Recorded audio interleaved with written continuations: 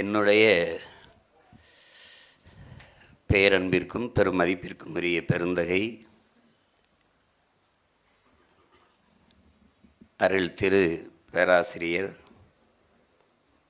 ஐயா ராஜநாயகம் அவர்கள் எழுதிய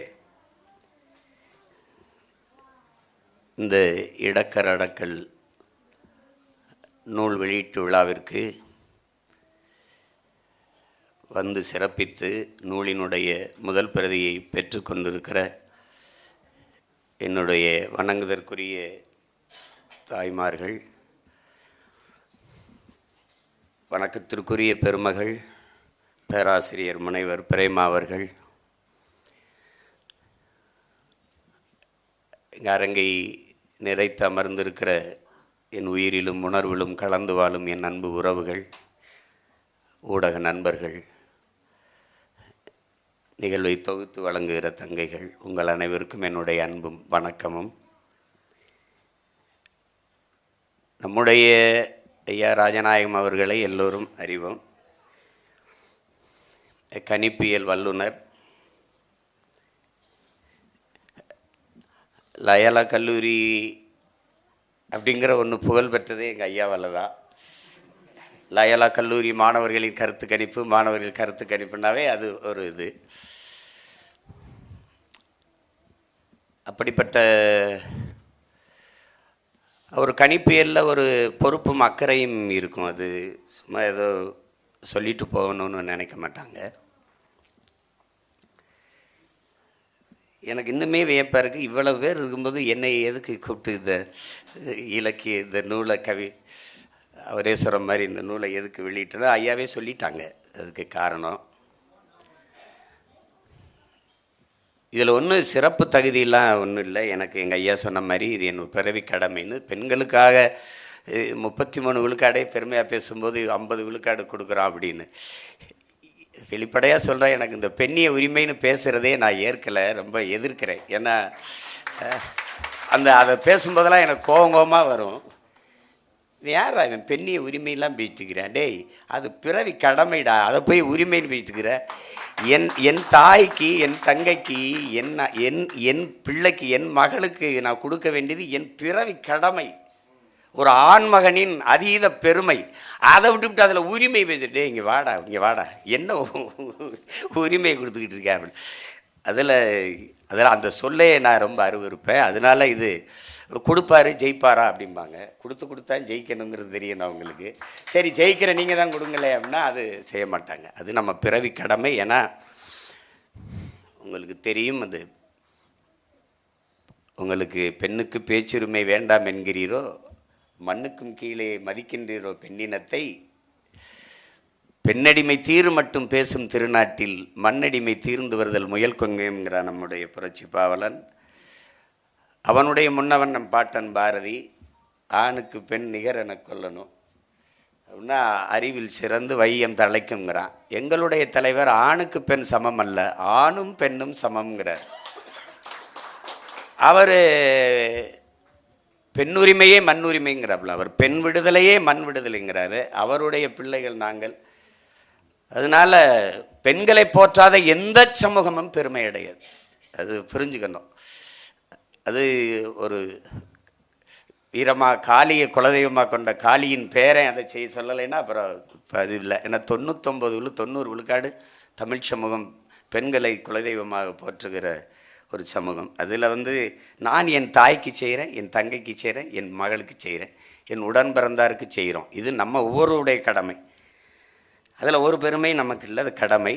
அப்புறம் அதுக்கப்புறம் சொன்னாங்க, நம்ம இன்றைக்கு இருக்கிற காலச்சூழலில் தமிழ் தேசிய அரசியல், மொழி, இனம் அது ரொம்ப முக்கியம். உலகெங்கிலுமே மொழி வழியே தான் தேசிய இனங்கள், நிலங்கள், எல்லா இனங்களும் மொழியில் இருந்து தான் தன்னுடைய அரசியலை, எல்லாமே மொழியில் இருந்தான் பிறக்குது. கலை, இலக்கியம், பண்பாடு, வழிபாடு, அறிவியல், புவியியல், எல்லாம் அரசியல், எல்லாம் அதிலிருந்து தான் பிறக்குது.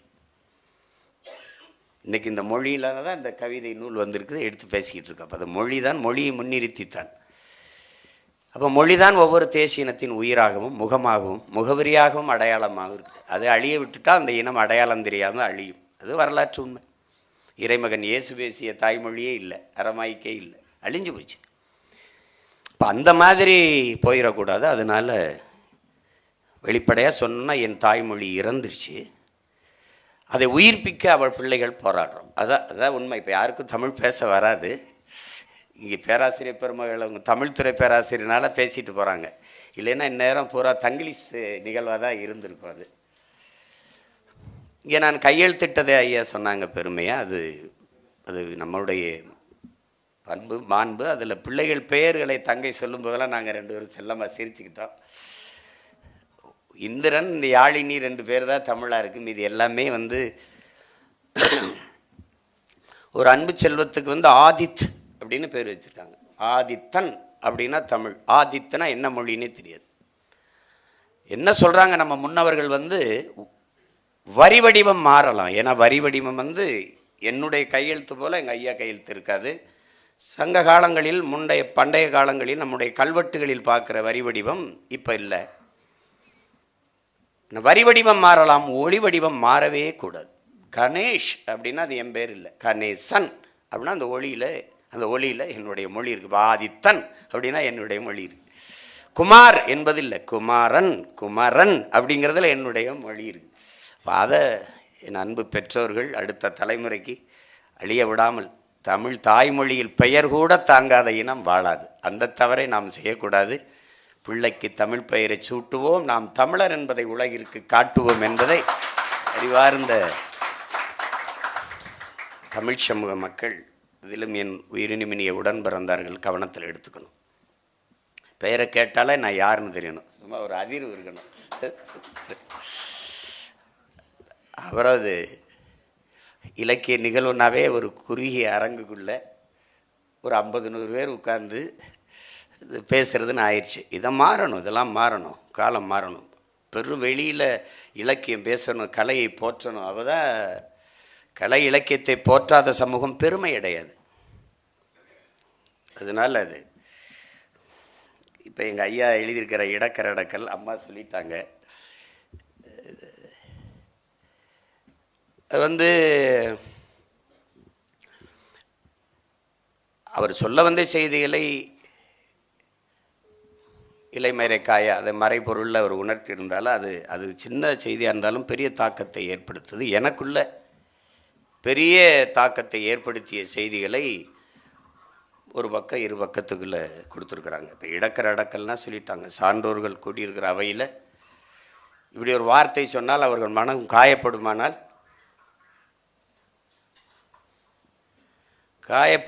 அப்படிப்பட்ட வார்த்தைகளை தவிர்த்து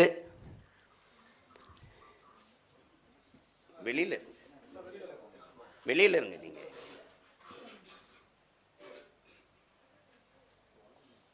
அலைபேசி எடுத்துகிட்டு வரக்கூடாது, இல்லைன்னா அணைச்சி வைக்கணும்.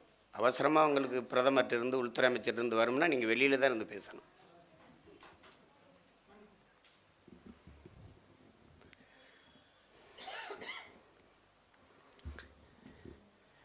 கண்ணியமான வார்த்தைகளை எடுத்து அதை பதிவு செய்கிறது,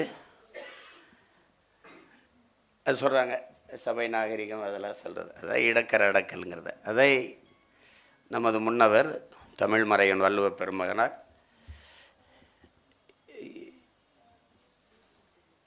கனி இருப்ப காய் கவர்ந்தற்றுன்னு சொல்கிறார். இனிய உளவாக இன்னாத கூறல் கனி இருப்ப காய் கவர்ந்தற்றுன்னு சொல்கிறது. அதுதான் சொல்கிறாரு. அப்படி ஆழமான கருத்தை சொல்ல வந்த ஐயா யாரையும் காயப்படுத்திடக்கூடாதுன்னு கண்ணியமான வார்த்தைகளை கையாண்டு சொல்கிறார். அவரே சொல்கிற மாதிரி இது கவிதைன்னு சொல்லிட முடியாது, உரைநடைன்னு சொல்லிட முடியாது. அதனால் இது கவித்துறை அப்படின்னு சொல்கிறாங்க. அதை சில கவிதைகளை அம்மா குறிப்பிட்டு பேசுனாங்க. அவங்க எப்படி இப்போ அதை பார்த்தாங்க, நான் எப்படி பார்க்குறேங்கிறத சொல்கிறேன். இப்போ இதில் எடுத்தோடனே ஐயா சொல்கிறது இந்த வினைமுற்றுள்ள பணம் செல்லாதுங்கிறதா. இந்த பணம் செல்லாது அப்படிங்கிறத பெருமையாக சொல்கிறேன்னு இல்லை, நீங்கள் பின்னோக்கி போனீங்கன்னா தெரியும். இந்தியாவிலே ஒரே ஒரு மகன் தான் எதிர்த்தேன், அது நான் மட்டும்தான் எதிர்த்தேன். எல்லாருமே என் கட்சியில் இருக்கிறவங்க கூட என்னை எதிர்த்தாங்க, வெறுத்தாங்க, திட்டினாங்க, என்னை பைத்திய மாதிரி பார்த்தாங்க. ஏன்னா நான் உண்மையிலே பொருளாதாரம் படித்த மாணவன். பணம் செல்லாதுங்கிறதுனால ஒரு நாட்டில் வந்து ஊழல் லஞ்சத்தை ஒழிச்சிட முடியுங்கிறது சுத்த பைத்தியக்காரத்தனம். சுத்த பைத்தியக்காரத்தனம். அவருக்கு சொன்ன காரணங்களை சிறம் பாருங்க. பணம் செல்லாது அப்படின்னா கள்ளப்பணம் ஒழிஞ்சிரும், ஊழல் லஞ்சம் ஒழிஞ்சிரும், குறிப்பாக தீவிரவாதம் ஒழிஞ்சிரும், பயங்கரவாதம் ஒழிஞ்சிரும் அப்படின்னு. அப்புறம் பயங்கரவாதம் ஒழிஞ்சிருந்தால் புல்வாமாவில் தாக்குதல் ஏன் வந்துச்சுன்னா பதில் இல்லை. பயங்கரவாதம் ஒழிஞ்சிரும்னா பகல்காமில் ஏன் தாக்குதல் இருந்துச்சுன்னா பதில் இல்லை. பயங்கரவாதம் ஒழிஞ்சோம்னா தலைநகர்லேயே மயில் உந்துக்களை குண்டை வச்சு தகர்த்து வெடிக்க வச்சு உயிர் பலியானது ஏன்னா பதில் இல்லை. இதுவே உங்களுக்கு சான்று. பணம் செல்லாது என்றால் ஊழல் லஞ்சம் ஒழிந்து விடும் என்றால் எல்லா வீடுகளிலையும் அமலாக்கத்துறை சோதனை ஏன், இடி ரைடு ஏன், வருமான வரி சோதனை ஏன், எல்லா இடத்துலையும் நடக்குது ஏன்? அப்போது ஒரு ஏமாற்று. பணம் செல்லாது என்றால் அது அணுகுமுறையை பாருங்கள். 1000 ரூபா 500 ரூபா செல்லாது, 1000 ரூபா செல்லாது, அவ்வளோதானே செல்லாது. இப்போ 2000 ரூபா தான் செல்லும் அப்படின்னா ஒரு சிறந்த நிர்வாகத்தை செய்கிற ஒரு அரசு 2000 ரூபாயை அச்சிட்டு எல்லா வங்கிகளையும் நிரப்பி எல்லா இடத்துலையும் கொண்டு போய் சேர்த்துட்ட பிறகு அந்த வந்துட்ட பிறகு இந்த பணம் செல்லாது, இது செல்லும்னு சொன்னால் நெருக்கடி இல்லை. ஒரே ராத்திரியில் பணம் செல்லாது அப்படின்னா அப்போ நீங்கள் இது ஐயா சொல்கிறதுல நீங்கள் பாருங்கள், நினைவு இருக்கிறதா நம் முதல் சந்திப்பு. அம்மா காதலை சொன்னாங்க. அதில் இருக்கிறது ஆந்தையின் அந்த இரவு நேர கர்ச்சனையை தொடர்ந்து அதிகாலையிலே பணம் மாற்றுவதற்காக எப்படி அதிகாலையிலே போய் நிற்கிறான், விடிய கருக்கிலே போய் நிற்கிறான். வரிசையில் நின்றவர்களில் உன் அப்பாவோடு நீயும் நின்றாய், உன் கணக்கில் கொஞ்சம் பணம் மாற்றிக்கொள்ள. அந்த கொஞ்சம் பணம் மாற்றிக்கொள்ள அதை நீங்கள் கொஞ்சிக்கணும். அடுத்து அப்பாவுக்கு தெரியாமல் அம்மா சேமித்து வைத்த சிறுவாட்டு பணத்தை, அந்த வார்த்தையும் கவனிக்கணும். எங்கள் அப்பாவுக்கு தெரியாமல் எங்கள் அப்பா கொடுக்குற காசில் சிறுக சிறுக சேர்த்து, சிறுவாடு அப்படின்னா உங்களுக்கு தெரியும், சிற்றூர்களில் வாழ்ந்த மக்களுக்கு ஒரு சின்ன கலை அல்லது உண்டியல் வச்சு அது பானை இதில் முந்தானை முடித்து வைக்கிறது சிறுவாட்டு காசு. சிறுவாட்டு காசு. அந்த சிறுவாட்டு பணத்தை மாற்ற பக்கத்து வரிசையில் நானும் நின்றிருந்தேன், அப்பாவோடு துணையாக, அம்மாவோடு துணையாக. ஏன்னா அப்பாவுக்கு தெரியாமல் வந்திருக்கோம். இதில் வரிசை நகரவில்லை ஆயினும் வெவ்வேறு கவுண்டர்களிங்கிறது அந்த இடத்துல கரைந்து கொண்டிருந்தது புது பணத்தை மாற்றிக்கிட்டு இருக்கான். இதில் பொறுமையோடும் பொறுமை இழந்தும் நின்றிருந்த நெடுநேரத்தில் நீயும் நானும் அவ்வப்போது ஒருவர் ஓரக்கண்ணால் உரசி கொண்டோம்னு அந்த அவர் கண்களால் உரசி கொண்டது நம் கருத்தை, நம் சிந்தனையை உரசுது. இப்போ பார்த்தீங்கன்னா கொஞ்சம் மாற்றிக்கொள்ள, இந்த சேமிப்பில் கொஞ்சம் பணம் எடுக்க போனவன் வரிசையில் நிற்கிறான். அறிவார்ந்த பெருமக்களே, எந்த ஒரு பணக்காரனாவது இந்த நாட்டில் பணம் செல்லாதுன்னு தன் பணத்தை மாற்ற வங்கி வாசலில் நின்னதா ஒருத்தன் சொல்லுங்க பாப்போம். யாராவது ஒருவன், அதானியோ அம்பானியோ அதற்கு இணையான இந்த நிலத்தில் இருந்த பெரும் பணக்காரன் வேணாது ஒருத்தர். அன்றாடங்காட்சி தினக்கூலிகள் சிறுக சிறுக வங்கியில் சேமித்தவன் தான் நின்னான். சிறுவாட்டு காசை சேர்த்து வைக்கிறவன் நின்னான். செல்வந்த எவனும் நிற்கல. நீங்கள் பணம் செல்லாது அப்படின்னு தான் பார்க்குறீங்க. இங்கே பாருங்க, நான் ஒரு அப்பேன், நான் வாத்தியார் வேலை பார்த்து ஓய்வு செஞ்சுருக்கேன். எங்கள் அம்மா மாதிரி பேராசிரியர் வந்து ஓய்வு பெற்றுருக்கிறேன். நான் சிறுக சிறுக சேமித்து வச்சுருக்கேன். என் ஒரே மகளுக்கு திருமணம் நல்லபடியாக செஞ்சு கொடுக்கணும்ன்ட்டு சொந்தக்காரனாக வர வச்சுட்டேன். காலையில் தேதி குறிச்சிட்டு போய் நகை நட்டு புடவையெல்லாம் வாங்கிட்டு வரணும் வாங்கன்னு காலையில் போவாங்க கடைக்குன்னா ராத்திரி 8 மணிக்கு நள்ளிரவில் பணம் செல்லலை.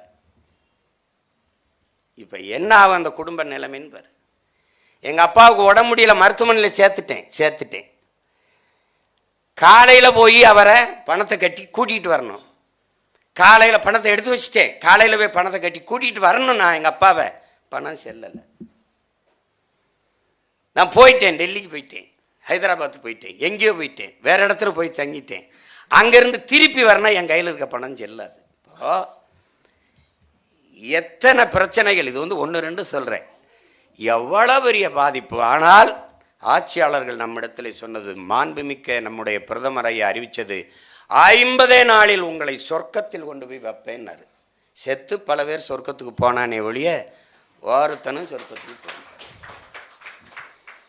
அப்போ இந்த பணம் செல்லாது என்பது சுத்த பைத்தியக்காரத்தனம், பயனற்றது. அதனால் எந்த மாறுதலும் வரலை. இப்போ 2000 ரூபா வந்ததில் என்ன லாபம் வந்தது? 500 1000 ரூபா கட்டாக இருந்தால் அவர் எடுத்துகிட்டு போகும்போது 2-3 பெட்டி தேவைப்படுது. 2000 ரூபா இருந்தால் ஒரே பெட்டியில் நிறைய காசை கொண்டு வரலாம். அதுக்கு தான் அது பயன்பட்டதே ஒழிய ஒன்றுக்கும் பயன்படல. கடைசியாக உலக வங்கி அறிவித்தது, இந்தியாவின் பொருளாதார வீழ்ச்சிக்கு நெருக்கடிக்கு காரணம் பணம் செல்லாது என்பதும் சரக்கு மற்றும் சேவை வரியும் தான். அது இன்னும் அதை விட கொடுமை, அது அப்புறம்.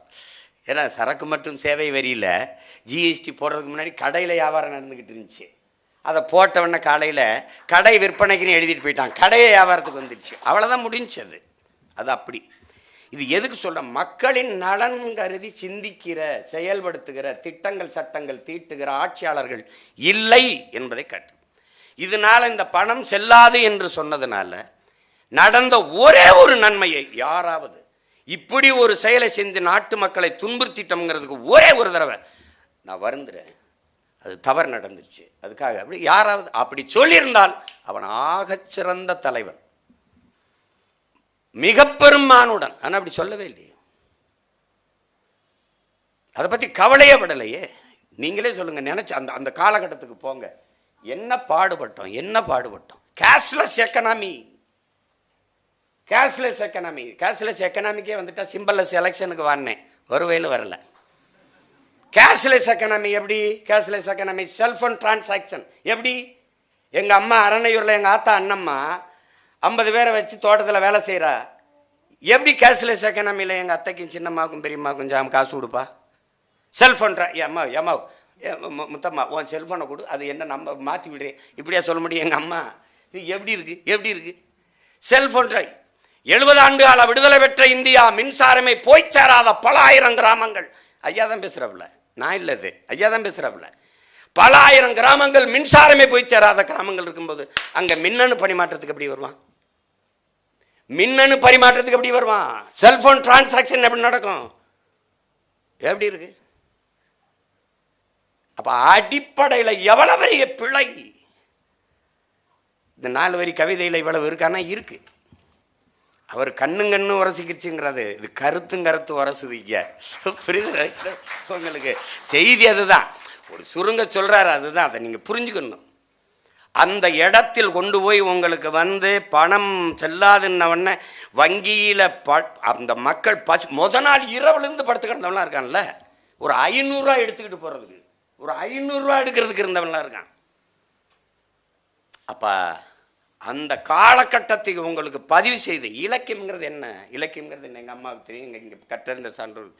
அந்தந்த காலகட்டங்களில் வாழ்கிற மக்களினுடைய வாழ்க்கை வரலாறு, அவருடைய அந்த மக்கள் அனுபவிக்கிற துன்ப துயரங்கள், இதையெல்லாம் பதிவு செய்து வைப்பது, அது ஒரு பெட்டகம், கால பெட்டகம் தான் இலக்கியம். என்ன சில இலக்கியங்கள் சுவைபட சொல்லும். இலக்கியம் என்பது சுவைபட சொல்லுது, நயம்பட உரைத்தல். பொய் பேசும், கொஞ்சம் ரசிக்கிறதுக்காக பொய் பேசும். நான் என்னுடைய தமிழாசிரியர்கிட்ட உருகி சுகம்பெறா மார்பை திருகி எறிந்தால் தீயிட்டால்னு, அப்போ இப்போ இருக்கிற மதுரை வேற மதுரை ஐயான்னு கேட்டேன். அது எங்கள் தமிழாசிரியர் குப்புசாமி கிட்ட அவர்டே, அப்படி இல்லைடா, மக்கள் வயிறு எரிந்தார்கள், உள்ளம் எரிந்தார்கள்ங்கிறத இளங்கோடிகள் அப்படி சொல்கிறாரு அப்படின்னு சொல்கிறாப்புல. அதுதான் அது மனசு எரிஞ்சு சொல்கிறேன்டா அப்படின்னு சொல்கிறோம்ல, வயிறு எரிஞ்சு சொல்கிறேன்டாங்கிற மாதிரி. அது சொல்லும்போது கொஞ்சம் சுவைபட சொல்கிறது தான் அது. இப்போ மருங்கு வண்டு சிறந்த ஆர்ப்ப மணிப்பு ஆடை அது ஒருத்து கருங்கையில் கண் விழித்து ஒழுகி நடந்தாய் வாழி காவேரின்னா, அப்படி இப்போ இப்போ கண்ணை மீன் துண்டுறதெல்லாம் உன் கண்ணு மாதிரி இருக்குதே அப்படின்னா பார்க்க அப்படி ஒரு ரசிக்கிறதுக்கு சொல்கிறது தான் அப்படி. அது மாதிரி அப்போ சுவைபட சொல்லும். ஆனால் வரலாறு பொய் பேசாது, இலக்கியம் இதிகாசம் புராணங்கள் பொய் பேசும். ஆனால் ஐயா பொய் பேசலை. இதில் இருக்கிற புதுசு என்னன்னா, உண்மையை அப்படியே பதிவு பண்ணுறாரு, அதை சுவையாக சொல்கிறாரு. உங்களுக்கு காயம்பட்டிருந்தால் கோச்சுக்கிறக்கூடாது, நம்ம கடுமையான செய்திகளை பதிவு பண்ணுறோம்னா இடக்கிற அடக்கல்னு தலைப்பு வச்சு தப்பிச்சுக்கிறோம்ல. ஆனால் நான் சொல்கிறேன், எங்கள் ஐயாமதே அரசியலில் வரலாறில் பொய் பேசக்கூடாது, உண்மை தான் பேசிடணும். அதனால் எழுத்த மாதிரி கூட காயம்படுவார், அவர் வேதனைப்படுவார், அவர் ஏற்பார், எதிர்ப்பார், ஆதரிப்பார், அருவருப்பார். அவன் சொல்கிறான், எங்கள் ஐயா இறையன்பு எழுதியிருக்காப்புல, என்ன சொல்கிறாப்புலன்னா, ஏற்கனவே இருக்கிற ஒரு கோட்பாட்டை தகர்த்து புதிய ஒரு தத்துவத்தை, புதிய ஒரு கோட்பாட்டை நிறுவ நினைக்கிறவன் அதை ஏற்பார்கள், எதிர்ப்பார்கள், ஆதரிப்பார்கள், அருவருப்பார்கள் என்று எண்ண முடியாது. ஏற்றாலும் சரி ஏற்கலைனாலும் சரி நான் செய்வேன் அப்படின்னு முன் வச்சு செய்யணும். அப்படி செய்யறதுக்கு போர் வீரனை விட துணிவும் வீரமும் அவனுக்கு தேவைப்படுதுங்கிறார். அதை தான் நாங்கள் செஞ்சுக்கிட்டு இருக்கோம். இந்தியம் கிடையாது, திராவிடம் கிடையாது, நாங்கள் தமிழர்கள். நீ ஏற்றுக்க ஏற்காம போ. எல்லாம் பெரியார். அங்கிட்டு இல்லை, என் இனத்தின் முன்னோர் எல்லாரும் பெரியார். இங்கிட்டு வா, வந்தா நீ போடு, ஓட்டு ஓட்டு. இந்த பாரு, ஓட்டை பத்தி கவலைப்படுறவன் நாட்டை பத்தி கவலைப்பட முடியாது. நாட்டை பத்தி கவலைப்படுறவன் ஓட்டை பத்தி கவலையே பட மாட்டான். வாக்கையை குறிவைப்பவன் மக்களின் வாழ்க்கையை பற்றி சிந்திக்க மாட்டான். மக்களின் வாழ்க்கையை பற்றி சிந்திக்கிறவனுக்கு வாக்கு போட்டா போட்டும், போலேனா போட்டும்பா, நல்லது நடந்துச்சுன்னா மக்கள் நம்மளை தேடுவான். இவ்வளவுதான் அடிப்படை. அதுதான். அதுல தான் ஐயா அவர்கள் அவர் துணிஞ்சுதான் எழுதியிருக்கிறாரு. அது தலைப்பை பாதுகாப்பா இடக்கிற அடக்கல் வச்சுட்டாப்ல. அந்த அந்த பணம் மதிப்பிழப்பு அப்படிங்கிறது அந்த காலகட்டத்தில் நாம் பட்ட துயரங்கள், அது அவ்வளவு எளிந்து கடந்து போட முடியாது. அது அம்மா இன்னும் முழுமையாக படித்து சொன்னாங்க. இப்போ ஏன்னா அம்மாவுக்கே 5 நிமிஷம் தான் கொடுத்தாங்கன்னாங்க. அப்போ நம்ம எவ்வளோ பேசுறதுன்னு ஒரு நடுக்க வருது இல்லை. ஏன்னா ஐயா தென்கட்சி சாமிநாதன் ஒரு கூட்டத்துக்கு பேச போனாரப்பலையா, எவ்வளோ நேரம் பேசலாம்னு கேட்டிருக்காரு அந்த நிகழ்ச்சி ஏற்பாட்டாளர்கிட்ட. நாங்கள் 1/2 மணி நேரம் தான், நீங்கள் எவ்வளோ நேரம் வேணாலும் பேசலாம், நாங்கள் 1/2 மணி நேரம் தான் இருப்போம், நீங்கள் எவ்வளோ நேரம் வேணாலும் பேசலாம். அதை முதல்ல சொல்லிட்டாப்ல, நீங்கள் எவ்வளோ நேரம் வேணாலும் பேசலாம், ஆனால் நாங்கள் 1/2 மணி நேரம் தான் இருப்போம் அப்படி. அது மாதிரி ஆயிடக்கூடாது. ஏன்னா எனக்கு சில இடங்களில் போனப்போ பாரதியை பற்றி பேச போனப்பெல்லாம் முடிங்க ஆனால் அரங்கத்துக்கு ஒப்படைக்கணும்னு சொல்லிட்டாங்க. அந்த மாதிரி நிலைமை இருந்துடக்கூடாது. அது அடுத்து பாருங்க, அடுத்து என்ன சொல்கிறாங்க ஐயா, இது நம்ம ஊரில் இந்த கிராமத்து தாய்கள்லாம் நாங்கள் ஒப்பாரி மாதிரி ஒப்பு சொல்லுவோம்ல, அது வேறு சொல்லிருக்காப்புல. இது போகிற வழிதனிலே புணமாக போகிறதுக்கா ஒப்பு வைப்போம்ல, அது மாதிரி சொல்கிறாப்புல. ஏழைத்தாய் பெற்றெடுத்த மகராசன் ஆட்சியில் ஊர் விட்டு ஊர் வந்தோம் பொழப்பு தேடி. கிராமத்தில் சொலவடைகள் சொல்லும்போது ஒப்பு மாதிரி சொல்லுவோம். வறுமையில் டீவித்த பெருமையாளர் ஆட்சியில் ஒரு குறையும் வராதுன்னு நம்பி நகரம் வந்தோம். யாரு டீ பக்கோடா வித்தவெல்லாம் நாட்டில் பெரிய பெரிய ஆளாகிறான்னா இப்போ நிறைய பேர் டீ கடை வைக்கிறாங்க நம்ம ஊரில். எப்படியாவது நம்மளும் ஒரு முதல்வராக வந்துட முடியாதா? உங்களுக்கு புரியுதா? அது நெப்போலியன் ஆபிரகாம் லிங்கன் ஒரு மண்ணை வேட்டைக்கு போயிருக்கான். வேட்டைக்கு போகும்போது எதிர மாதிரி ஒரு துணியை வெளுத்துட்டு சலவை தொழிலாளி நம்மால் வந்திருக்காப்புல கழுதையோடு வரும்போது, வேட்டைக்கு போகாதீங்க மண்ணா, கடும் மழை வரப்போகுது, போகாதீங்கன்னு சொல்லிட்டாப்புல. சொன்ன உடனே அவன் மந்திரியெல்லாம் அவன் கிடக்கிறான் பைத்தியக்கார போய், அவனுக்கு என்ன தெரியும், நீங்கள் போங்கன்னு வேட்டைக்கு போனோன்னு காட்டுக்குள்ளே போனோன்னு கடும் மழையில் சிக்கிட்டாப்புல. வெட்ட வெளியே அப்படி வெறிச்சு வெயில் அடிச்சுக்கிட்டு இருந்துச்சு. எப்படி அவன் மழை வரும்னு சொன்னான். இப்படி மலையில் சிக்கிக்கிட்டேன். அவன் பேச்சை கேட்காமன்னு அரண்மனைக்கு வந்தவொடனே அவனை கூட்டி வாயா அப்படின்னு கூட்டி வந்தோடனே, நீ எப்படி அமைச்சர்லாம் தப்பாக சொல்கிறாங்க, கணிக்க முடியல, இவ்வளவு பேர் இருக்கும்போது நீ எப்படி சொன்ன அப்படின்னோடனே, எனக்கு ஒன்றும் தெரியாது மன்னரே, என்னுடைய கழுதை காதை அப்படி விரைச்சி தூக்கிக்கிடுச்சுன்னா அது மழை வருதுன்னு அர்த்தம். அதனால் அது காதை தூக்கிட்டு இருந்துச்சு, அதனால மழை வருதுன்னு சொன்னேன் அப்படின்னோடனே, அப்படியா இந்த மந்திரி போ, கழுதையை மந்திரியாக்குன்னு ஆகிட்டேன்.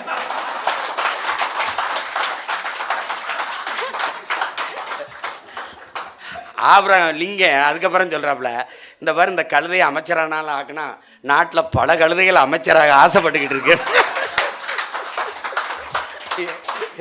எப்படி இருக்கும்? அது மாதிரி டீ வித்தவன்லாம் 1000 முடியும்னு நினச்சிட்டு பல பேர் தொடர்வண்டி நிலையத்தில் தேநீர் டீ விற்றுக்கிட்டு இருக்கான். அப்புறம் மகசேசே விருதுக்கார சமூக சேவகர் ஆட்சியில் பாதுகாப்பு நிச்சயம்னு தலைநகர் நாடி வந்தோம். இருமாந்து இருந்தோம், இப்போ ஏமாந்து போனோமே, ஓட விரட்டுறானே கொரோனான்னு பேர சொல்லி அப்படின்னு.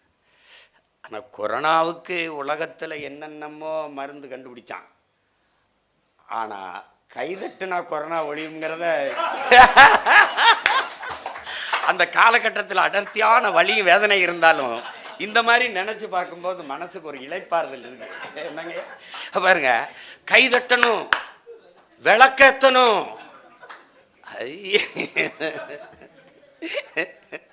நெருப்பை ஏத்தணும். எப்படி, எதுல, கூரை மேலையா இல்லை எதுல தெரியும்.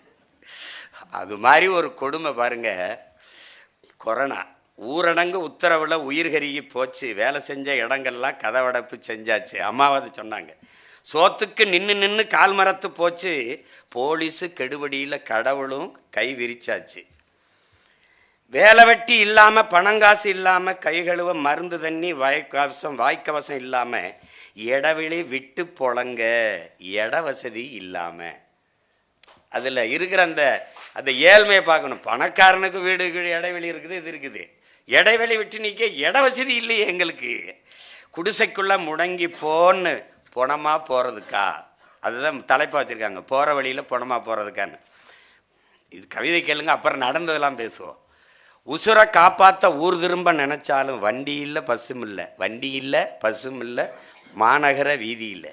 நாதியத்த சனங்களெல்லாம் நிற்கதியாக தவிக்கையில் லட்சுமண ரேகை போட்டு சிரிக்குது இந்த கவர்மெண்ட்டு.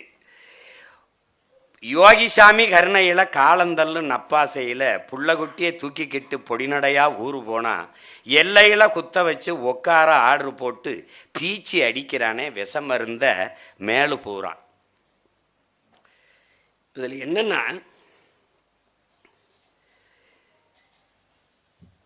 நல்லா இதில் கவனிச்சுக்கிட்டிங்கன்னா, இந்த கொரோனான்னு ஒன்று வந்ததில் நம்ம என்ன கவனிச்சுக்கணும் அப்படின்னா, எல்லாமே முடங்கி போச்சு. உலக வல்லாதிக்கத்தின் வெள்ளை மாளிகையிலிருந்து எல்லா வழிபாட்டு தலங்களும் முடங்கிடுச்சு. பள்ளிவாசல்களும் திறக்கப்படலை, தேவாலயங்களும் திறக்கப்படலை, கோயில்களும் திறக்கப்படலை. அதுலேருந்து என்னென்னா, நுண்ணுயிரிகள், அது வைரஸுகள், பாக்டீரியாக்கள், அதெல்லாம் சொல்கிறோம். நம்ம பல நல்ல பாக்டீரியாக்கள், நல்ல வைரஸுகள், நல்ல நுண்ணுயிரிகள் இருக்குது. ஏன்னா நீங்கள் எவ்வளோ பெரிய அறிவியலாளராக இருந்தாலும், எங்கள் அப்பா நம்மாழ்வார் கேட்குறாரு, நீ தான் பெரிய அறிவிஞனாச்சே, விஞ்ஞானியாச்சே, தோசமாவை புளிக்க வச்சு காட்டுங்கிறப்பல. தோசமாவை உன்னால் புளிக்க வைக்க முடியுமா? பாலை உன்னால் தயிராக்க முடியுமா? மோர் ஊற்றி வச்சா தயிர், அதெல்லாம் பேசக்கூடாது. ஓ விஞ்ஞானம் ஆக்குமா? யார் ஆக்குவா? உன் கண்ணுக்கு தெரியாத பல லட்சக்கணக்கான நுண்ணுயிரிகள் இருக்கு. இது மண்ணுன்னா மண் இல்லது, பல கோடிக்கணக்கான உயிர்களின் திரட்டு தான் மண். தண்ணிக்கு மரத்துக்கு கீழே தண்ணியை ஊற்றிடுறோம், செடி கீழே தண்ணி ஊற்றிடுறோம், அது நேரடியாக உணவாக எடுத்துக்கிற முடியாது. அப்போ என்ன செய்யணும்? கண்ணுக்கு தெரியாத பல பூஞ்சைகள், பாக்டீரியாக்கள், காளான்கள், அது பல கோடிக்கணக்கான உயிரினங்கள் தன் உணவுக்கு நீரை எடுத்து உண்டு அதை மரம் செடிகடிகளுக்கு உணவாக மாற்றி கொடுக்குது. அப்போ வேருக்கு கீழே பல வேலையாட்கள் வேலை செஞ்சுக்கிட்டு இருக்கான் ஒவ்வொருத்தனும். அப்படி பல நுண்ணுயிரிகள் இருக்குது நற்செயல்களை செய்ய. அப்படி ஒரு நுண்ணுயிர் வந்துச்சு. எப்படி? இந்த மானுட பைய கொட்டத்தையும் ஆணவத்தையும் அடக்கிடே, ரொம்ப ஆடாத, நீ என்ன அமெரிக்க பெரிய அதிபரா, இவ நீ என்ன பெரிய பெரிய இங்கே வாடா அப்படின்னு போட்டு நம்ம ஆளெல்லாம் பாருங்கள். முடியை இப்படி நம்ம நாட்டினுடைய மாண்புமிக்க பிரதமர் ஐயா முடியை இப்படி குறைக்கலை, தாடி முடியை குறைக்கலை, தலைமுடியை குறைக்கலை. ஏன்? அவன் வெட்ட வரவன் தொட்டுட்டான்னா கொரோனா வந்துன்னா பார்த்துருப்பீங்கன்னு நினைக்கிறேன். அந்த காலகட்டத்தில் பெரிய தாடியாக வச்சுருந்தாப்புல. இந்தியா சவர் நேஷன் ஹே, அவன் கொரோனா, ஐ ஆம் கொரோனா ஹே, அவன் போட்டான். ஒன்றும் பண்ண முடியாது, ஒன்றும் பண்ண, ஏன்னா பயங்கடி விட்டது. அதில் இந்த மானுட சமூகம் கற்றுக்கொள்ள வேண்டியது, அறிவார்ந்த தமிழ் சமூக தம்பிதங்கையிலே என் உயிரின் மினி உடன் பிறந்தார்களே, தற்சார்பு பொருளாதாரம் என்பது ஒரு நாடு இன்னொரு நாட்டை எல்லாவற்றுக்கும் சார்ந்திருக்குமானால் அது எவ்வளவு இந்த மாதிரி பேரிடர் காலங்களில், பெருந்துயர் காலங்களில் அல்லல் படும் இன்னல் படும்ங்கிறதுக்கு அந்த கொரோனா தொற்று உணர்த்துச்சு.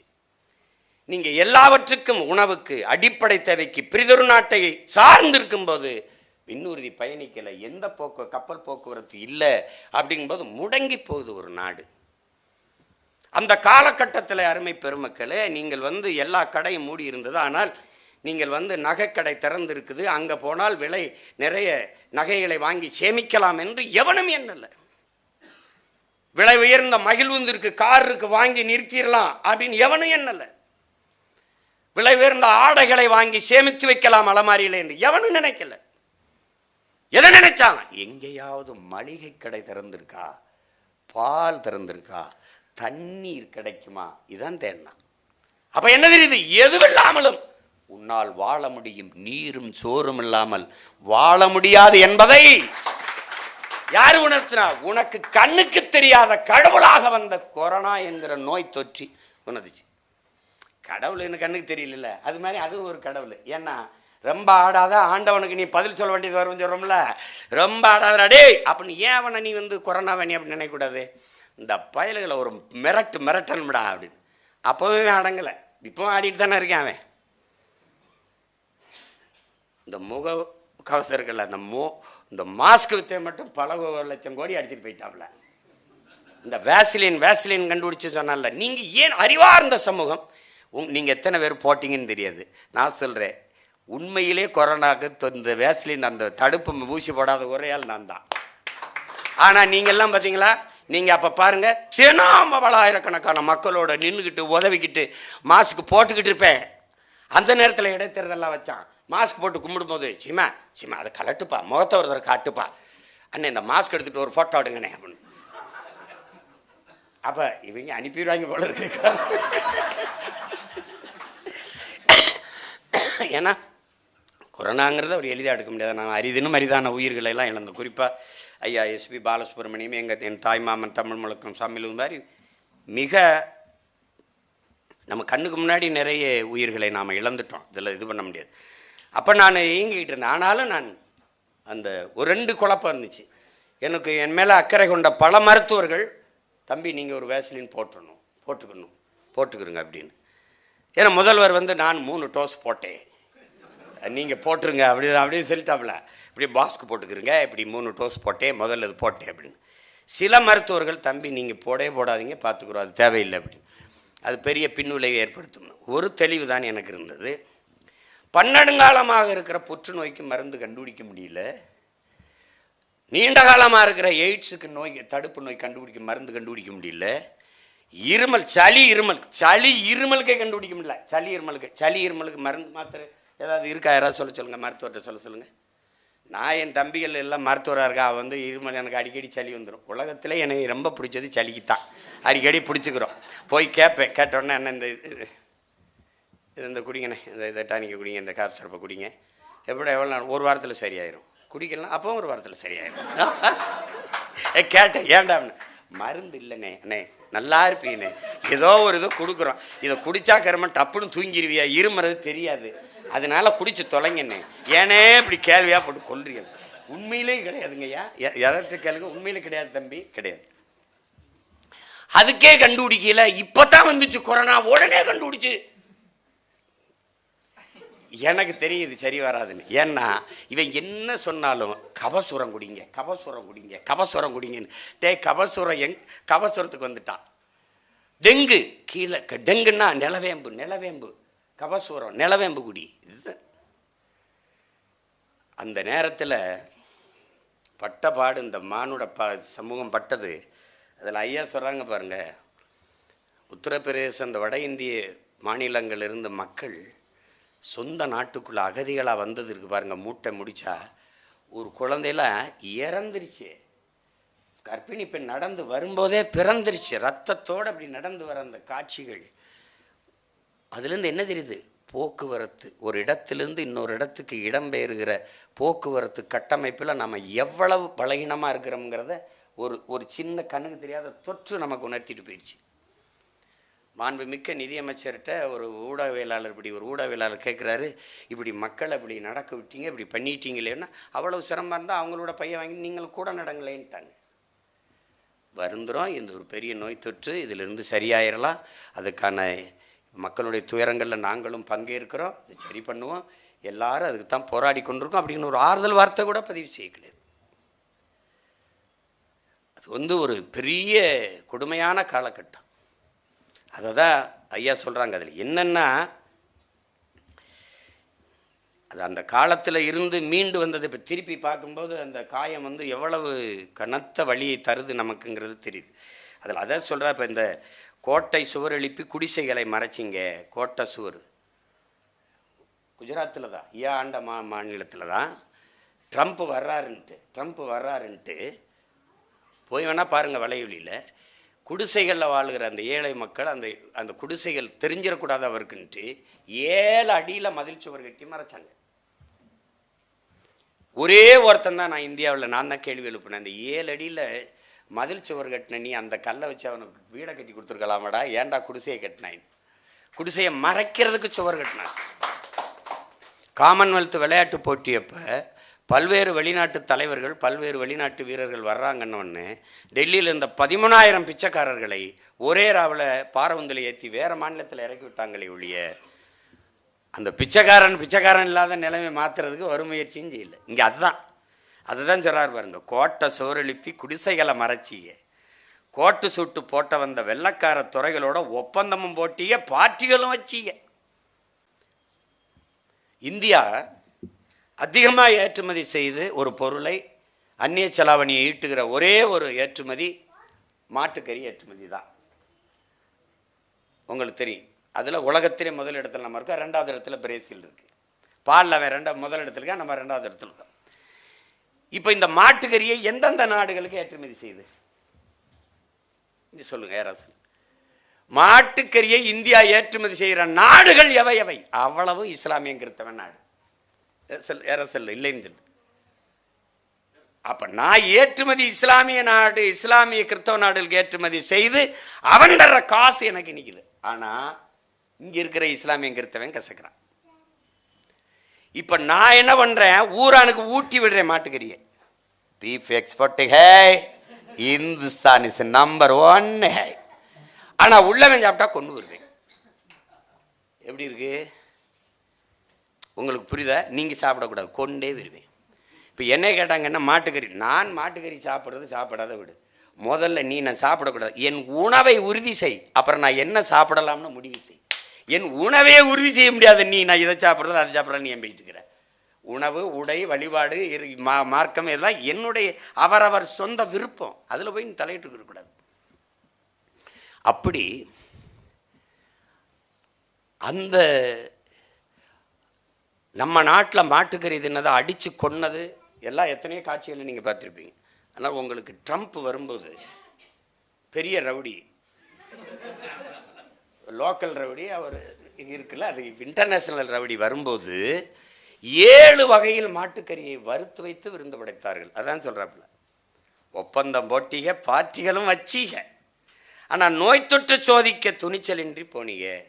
அவனுக்கு எனக்கு கொரோனா இருக்கான்னு இப்படி பார்த்தா அப்படி பார்த்தா இது பண்ண, அவனுக்கு சோதிச்சியா? சோதிக்கலை. அதை தான் அம்மா கூட சொன்னாங்க பாருங்க, வரவேற்ற இடத்திலே பரிசோதனை செஞ்சிருந்தா கதியற்ற சனங்களுக்கு வந்திருக்குமா வேதனைக, கதியற்ற சனங்களுக்கு வந்திருக்குமா வேதனைக. சோதனை செய்யாமலே சீர்கட்ட அரசாங்கம்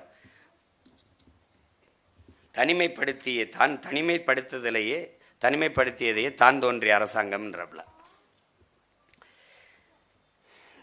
அப்புறம் அதே கொரோனாவிலே கடவுள் பெரிய வெள்ளி, கொரோனா பெரிய வெள்ளி, கடவுளை கைவிட்ட கடவுள். அது உங்களுக்கு தெரியும், கடவுளையே கைவிட்டுருச்சு. அதை ரொம்ப அழகாக சொல்கிறாப்புல. இறைமகன் இயேசு சிலுவையில் அறையும்போது ஏலி ஏலி லாமா ஜமக்தானின்னு தப்பல, ஏன் தந்தையே தந்தையே என்னை கைவிட்டுவீர்கள் அப்படின்னு கேட்குறாப்புல. அதையே ஐயா நம்முடைய மொழியில் பயன்படுத்துகிறாப்புல. எம் இறைவா எம்மை நீர் ஏன் கை நெகிழ்ந்தீர், என்னை ஏன் கைவிட்டுட்டீருங்கிறப்பல. இது அதிகமாக இன்னைக்கு பயன்படுவது எனக்குத்தான். உன் சித்தமே ஈதென்பதாய் இயற்கை எம்மில் தெம்பில்லைங்கிறார். உன் சித்தம் இதுவானால் அதை ஏற்றுக்கிறதுக்கு எங்களுக்கு தெம்பில்லை, மனசு இருக்குது ஆனால் உடம்புல தெம்பில்லைங்கிறவள. அதை தான் ஏன் தந்தை எம் இறைவா எம்மை ஏன் நீர் கை நெகிழ்ந்தீருங்கிறார். அதை நான் என் மக்கள்கிட்ட இவ்வளவு போயிட்டுக்க, ஏன் என் மக்களை நீங்கள் இறைமகன் இயேசு அவன் தந்தை கைவிட்ட மாதிரி என்னை நீங்கள் தொடர்ச்சியாக கைவிட்டுக்கிட்டு இருக்கீங்கன்னு, நீங்கள் எம்மை ஏன் நீர் கை நெகிழ்ந்தீர் அப்படின்னு கேட்குறாப்புல. கடவுள் கோயில்களும் வழிபாட்டு தலங்களுமே மூடப்பட்டு விட்டது. ஏன்னா பெரிய கடவுள் கொரோனா கடவுள் மூடிட்டாப்புல எல்லாத்தையும். அதில் அருமையாக சொல்கிறது என்னென்னா, காற்றையும் நீரையும் கழிவாய் மாற்றினோம். ரொம்ப ஆழ்ந்து கவனிக்கப்பட வேண்டிய செய்தி இது. இன்றைக்கி இருக்கிற சூழியல், பொருளியல், அரசியல்னு ஐயா கி வெங்கட்ராமன் எழுதின நூலை என் அரும் தம்பி தங்கைகள் படிக்கணும். இந்த சூழியல் கேடு, காலநிலை மாற்றம், புவி வெப்பம் இதெல்லாம் எவ்வளவு பெரிய பேராபத்தை நோக்கி இந்த பூமி பந்தை நகர்த்தி கொண்டு போகிறது என்பதை அறிவு சமூகம் அறிந்து கொள்ளணும். அது நம் என்னிலும் இளைய பிள்ளைகள் தெரிந்து அடுத்த பிள்ளைகளுக்கு அறிய தரணும். அதை காற்றையும் நீரையும் கழிவாய் மாற்றினோம். காற்றை எப்படி நீ கழிவாக மாற்றின? காற்றை சுவாசிக்கலை, கந்தக தூசை சுவாய்த்து கொண்டு நாம் இருக்கோம். அதனால நுரையீரல் தொற்று, தோல் நோய், கண்ணெரிச்சல் எல்லாம் வருது. நீரையும் கழிவாய் மாற்றினோம். நீ குடிக்கிற நீர் நீரா என்பதே உனக்கு தெரியாது. ஏன்னால் நீர் ஒரு உயர்ந்த சந்தை பொருளாவான போது, என் அன்பு தங்கைகள், என் தம்பி தங்கைகள்லாம் இருக்கிறீங்க, என் அம்மாக்கள்லாம் இருக்கிறாங்க. நமக்கு ஏப்ரல் மே மாதங்களில் கோடை காலங்களில் நீர் கிடைக்க மாட்டேது. பல காலங்களில் நீர் தட்டுப்பாடு வருது. குடங்களை வைத்துக்கொண்டு வரிசையாக வீதியில் நிற்கிறோம். இப்போவும் நம்ம இந்த மே மாதமும் நிற்போம். ஆனால் அந்த காலகட்டங்குள்ள அலைபேசியில் அழைத்து பேசினார் ஒரு கடைக்காரன். 50 கேன் 50 குடுவைனா அப்படியே அப்போலோ கேனை இறக்குறானே, இத்தனை போத்தலா அப்படின்னா கிண்லே அக்வஃபனாவை இறக்குறானே. அப்போ எங்களுக்கு கிடைக்காத, என் பெற்றோர்களுக்கு எங்களுக்கு கிடைக்காத நீர் இந்த முதலாளிகளுக்கு மட்டும் தடையின்றி எப்படி கிடைக்குதுங்கிற கேள்வியை யாருமே எழுப்பலையே. நமக்கு கிடைக்கல, ஆனால் அழைச்சி பேசினா உடனே வருது. எங்கிருந்து வருது? அது தண்ணீர் மாதிரி இருக்கு. தண்ணி தானா? நீ பால் குடிக்கிற, அது பால் தானாங்கிற கேள்வி இருக்கா? பால் குடிக்கிற மாடங்க. அப்ப பால் போல ஒன்று, milk flavour, manga flavour, lemon flavour மாதிரி, அது மில்க் ஃப்ளேவர். பால் மாதிரி ஒன்று, பால் இல்லை. இது தண்ணி மாதிரி ஒன்று, தண்ணி இல்லை. அதனால இந்த தண்ணீரை நீ என்னவாக்கிட்ட? கழிவாய் மாற்றிட்ட, நஞ்சா மாற்றிட்ட, காற்றை மாற்றிட்ட. ஒரு கார் வெளியிடுகிற நச்சு புகையை கட்டுப்படுத்த 6 மரங்கள் தேவை என்றால் எத்தனை லட்சக்கணக்கான கார்கள், மயில் உந்துகள் ஓடுகிறது? எவ்வளவு மரங்கள் இருக்கிறது? ஒரு மனிதனுக்கு 422 மரம் வேணும். அது சராசரி 28 மரம் தான் இருக்குது. அரிசா அறிவிக்குது. அப்போ 28 மரம் இருக்கா? உனக்கு இருக்கா சொல். நீ வச்சிருக்கியா? இல்லை எங்கள் ஐயா வச்சிருக்கா? இல்லை. அப்போ என்ன ஆயிடுது? காற்று கந்தக தூசி ஆயிடுச்சு, கந்தக துகளாயிருச்சு. நச்சு புகைகளை நாம் சுவாசிச்சு கொண்டிருக்கோம், நச்சு காற்றை சுவாசிக்கிறோம். அதனால தொற்று புற்று சாதாரணமாயிருது. இப்போ எதனால? பிறக்கிற குழந்தை புற்றுநோயோட பிறக்குது. யார் காரணம் சொல்லுவா? 3-4 வயது குழந்தைகள் புற்றுநோய் மருத்துவமனையில் நிரம்பி இருக்கிறார்களே, அவர்கள் செய்த பிழை என்ன? புகைத்தார்களா? பான்பராக் பயன்படுத்தினார்களா? இல்லை என்ன பயன்படுத்தினார்கள்? புற்று எப்படி வந்தது? தாயின் மாரில் பால் குடித்தார்கள் 2 ஆண்டு. தாயின் மாரில் பால் உண்டையை தவிர வேற உணவு உள்ளவில்லை. எப்படி அவளுக்கு புற்று வந்தது? தாய்ப்பால் நஞ்சாயிருச்சு. தாய்ப்பால் ஏன் நஞ்சாச்சு? நீர், காற்று, உணவு நஞ்சாயிருச்சு. அதனால இப்ப எங்க போயிட்டு இருக்கு? 100 மரணத்தில் 95 மரணம் புற்றா இருக்கு. காரணம் என்ன? அங்கொன்றுமா கேட்டோம் புற்றுநோய் மரணம். இங்கு எல்லா செவிகளில் வந்து சேர எல்லா செய்தியும் புற்று மரணமா. காரணம் என்ன? காற்றும் நீரையும் கழிவாகிட்ட. அவர் கழிவுங்கிறாரு, நான் நஞ்சுங்கிறேன். அதுவா ஆச்சா? இல்ல நாம தான் ஆக்கணும். அதுவா ஆச்சா? இல்ல நாம தான் ஆக்கணும். விண்ணையும் மண்ணையும் யுத்தம் செய் வெளியாய் நோக்கினாய். என்ன செய்யறேன்? யுத்தம் செய்கிற, போர் செய்கிற வெளியாய் நோக்கிட்டோம். வான்வெளியில தாக்குதல் நடத்துறது, அங்க போய் சண்டை போடுறது, மேல இருந்து குண்டை போடுறது. இந்த பூமியில உனக்கு எல்லாத்தையும் கொடுத்தது யாரு? இப்ப நான் இந்த ஒளி வாங்கி கொடுத்தது யாரு? இந்த அணிஞ்சிருக்க உடை தந்தது யாரு? என் தாய் வீட்டிற்கு புடவை தந்தது யாரு? இந்த நாற்காலி தந்தது யாரு? இந்த கட்டடம் தந்தது யாரு? இயற்கைன்னு என்ன? இந்த பூமியில் இருக்கிற எல்லாமே இயற்கை தான். மனிதனால் படைக்கப்படாத எல்லாமே இயற்கை தான். மனிதனால் படைக்கப்பட்ட எல்லாமும் இயற்கை தான். மூலம் அவ தந்தது தான். இந்த கட்டடம் அதுவா இல்லை, நாம உருவாக்கணும். இந்த செங்கல் தந்தது யாரு? சாந்து தந்தது யாரு? பலகை தந்தது யாரு? கம்பி தந்தது யார்? எல்லாம் பூமி தான். உனக்கு நீர் தந்தது யாரு? காற்று தந்தது யாரு? சோறு தந்தது யாரு? காய்கறி தந்தது யாரு? கனி தந்தது யாரு? தங்கம் தந்தது யாரு? வைரம் தந்தது யாரு? மாணிக்கம் தந்தது யாரு? மரகதம் தந்தது யார்? சரி, காரு, அதுக்கு பொருள் தந்தது யார்? சரி, விண்ணூர்தி, அதுக்கு மூலப்பொருள் தந்தது யார்? அதுக்கு உலோகங்களை தந்தது யார்? கப்பல், அதுக்கு உலோகங்களை தந்தது யார்? எல்லாவற்றையும் தந்தவள் இந்த பூமி தாய் தான். எல்லாவற்றையும் தந்த உன் தாய்க்கு நீ தந்தது என்ன? மேல இருந்து கந்தக குண்டை தூக்கி நெஞ்சில டம்னு போட்டா, மூஞ்சில போட்ட. வேற என்ன போட்ட? என்ன போட்ட? அவளுக்கு என்ன தந்த? நீ எல்லாவற்றையும் தந்த உன் தாய்க்கு நோயை தவிர நீ என்ன தந்த? தாய்க்கு நோய் வந்தால் சேய்க்கு வராது என்று நீ எப்படி நம்புன? அதுதான் சொல்றாரு, நீ விண்வெளிய என்ன சொல்ற, யுத்த களமா மாத்திட்டடாங்கிறதுல. மண்ணையும் ஆசையால் புண்ணாயாக்கினாய். மண்ணை எப்படி புண்ணாக்குன? நீ நிலக்கரியிலிருந்து மின்சாரம்ங்கிற, அதான் காற்றாலை மின்சாரம் இருக்கு, சூரிய தகடுல மின்சாரம் இருக்கு. 365 நாள்ல 300 நாள் மேகமூட்டம் இல்லாத வெயில் கிடைக்கும், வெப்பம் கிடைக்குது. அதுல இருந்து எடுத்துக்க. எதுக்கு பூமி தாயை போய் அப்படி எடுக்கிற? 66 ஏக்கரை தோண்டிருக்கான். ஆடு மாட்டு கழிவுல, மக்கிய இலைதலை கழிவுல மீத்தேன் ஈத்தேன் பவர் பயோகேஸ் எரிகாற்று கிடைக்கும் போது நீ எதுக்கு பூமி தாயின் ஈரக்கொலையா இருக்கிற? எதுக்கு மீத்தேன் ஈத்தேன் பயோகேஸ் எடுக்கிறன்னு பூமி தாயின் ஈரக்கொலையை, சிறுநீரகத்தை, நுரையீரலை எதுக்கு இருக்கிற? இது ஒரு வார்த்தை தான் இந்த லெவலில் இருக்கார். மண்ணையும் ஆசையால் புண்ணாக்கினாய். போட்டு போட்டு கேரளாவில் ஆழ்குழாய் கிளறி இந்த ஆழ்குழாயே கிடையாது, கிணறு தான். நீ ஆழ்குழாயே போடக்கூடாது. ஆழ்குழாய் நீ 400 அடிக்கு போட்டு நீ நீரை உறிஞ்சிட்டு வந்துடுவ. ஓ வேப்ப மரமும் மாமரமும் புளிய மரம் 400 அடிக்கு வேற இருக்குமா? நீ எம்பிட்டு பெரிய துரோகினி. மண்ணையும் நீ உன் ஆசையால் புண்ணாக்கி விட்டாய். நீ மீத்தேன் ஈத்தேன் இடத்துல, நிலக்கரி எடுத்த இடத்துல நீ மக்களை மறுகுடியேற்றம் செஞ்சிட முடியுமா? நீ போரின் பேரொழிக்கு பிறகு கூட நீ மறுகுடியேற்றம் செஞ்சிட முடியும் நீ. ஆனால் மீத்தேன் ஈத்தேன் எடுத்த இடத்துல, பயோகேஸ் எடுத்த இடத்துல, நீ இந்த நிலக்கரி தோண்டி எடுத்த இடத்துல மக்களை மறுபடியும் குடியேற்ற முடியாது. அப்ப என்ன வேலை செஞ்சுக்கிட்டு இருக்க? புண்ணாக்கிட்டு இருக்காடா உன் தாயை நீ. மண்ணா மண்ணா இல்ல, தாயின் மடி. அதை புரிஞ்சுக்கணும். நீ காலுக்கு கீழே மிதிபடுவதாலேயே இந்த மானுட சமூகம் இந்த மண்ணை மதிக்கிறது இல்லை. தாய்ப்பாலும் தண்ணீரும் மலிவா கிடைப்பதனாலேயே இந்த மனித பதர்கள் அதை மதிப்பதில்லைங்கிற. எப்படிப்பட்ட வேலையை செஞ்சிருக்கோம் பாருங்க. திணை நாக்கு, திணை 4ம் அழிந்து பாலையாக்கணும். திணை 4ஐயும் அழித்து பாலையாக்கணும். உங்களுக்கு தெரியும், குறிஞ்சி முல்லை மருதம் நெய்தல்னு 4 திணை.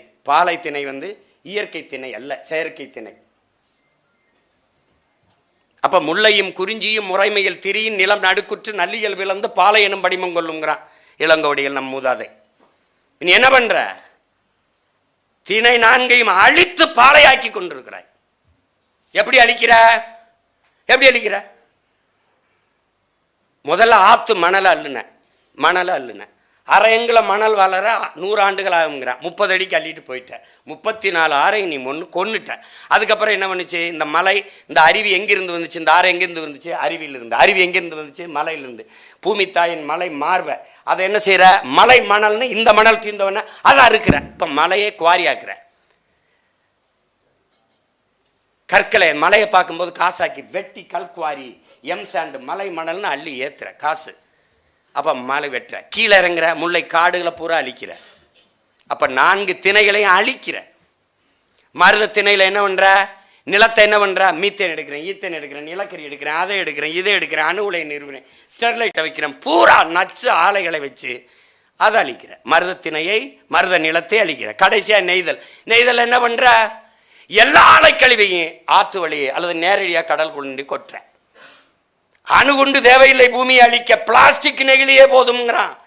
நீ இந்த பிளாஸ்டிக்கை இங்க பாருங்க, உலகஞ்சல் கடலுக்குள்ள இந்திய நிலப்பரப்பு போல 2 மடங்கு நெகிழி பிளாஸ்டிக் குப்பைகள் கடலுக்குள்ள கிடக்குதுங்கிறான். செத்து கரை வருங்கிற திமிங்கலத்தின் வயிற்றுல 42 கிலோ பிளாஸ்டிக் இருக்குது.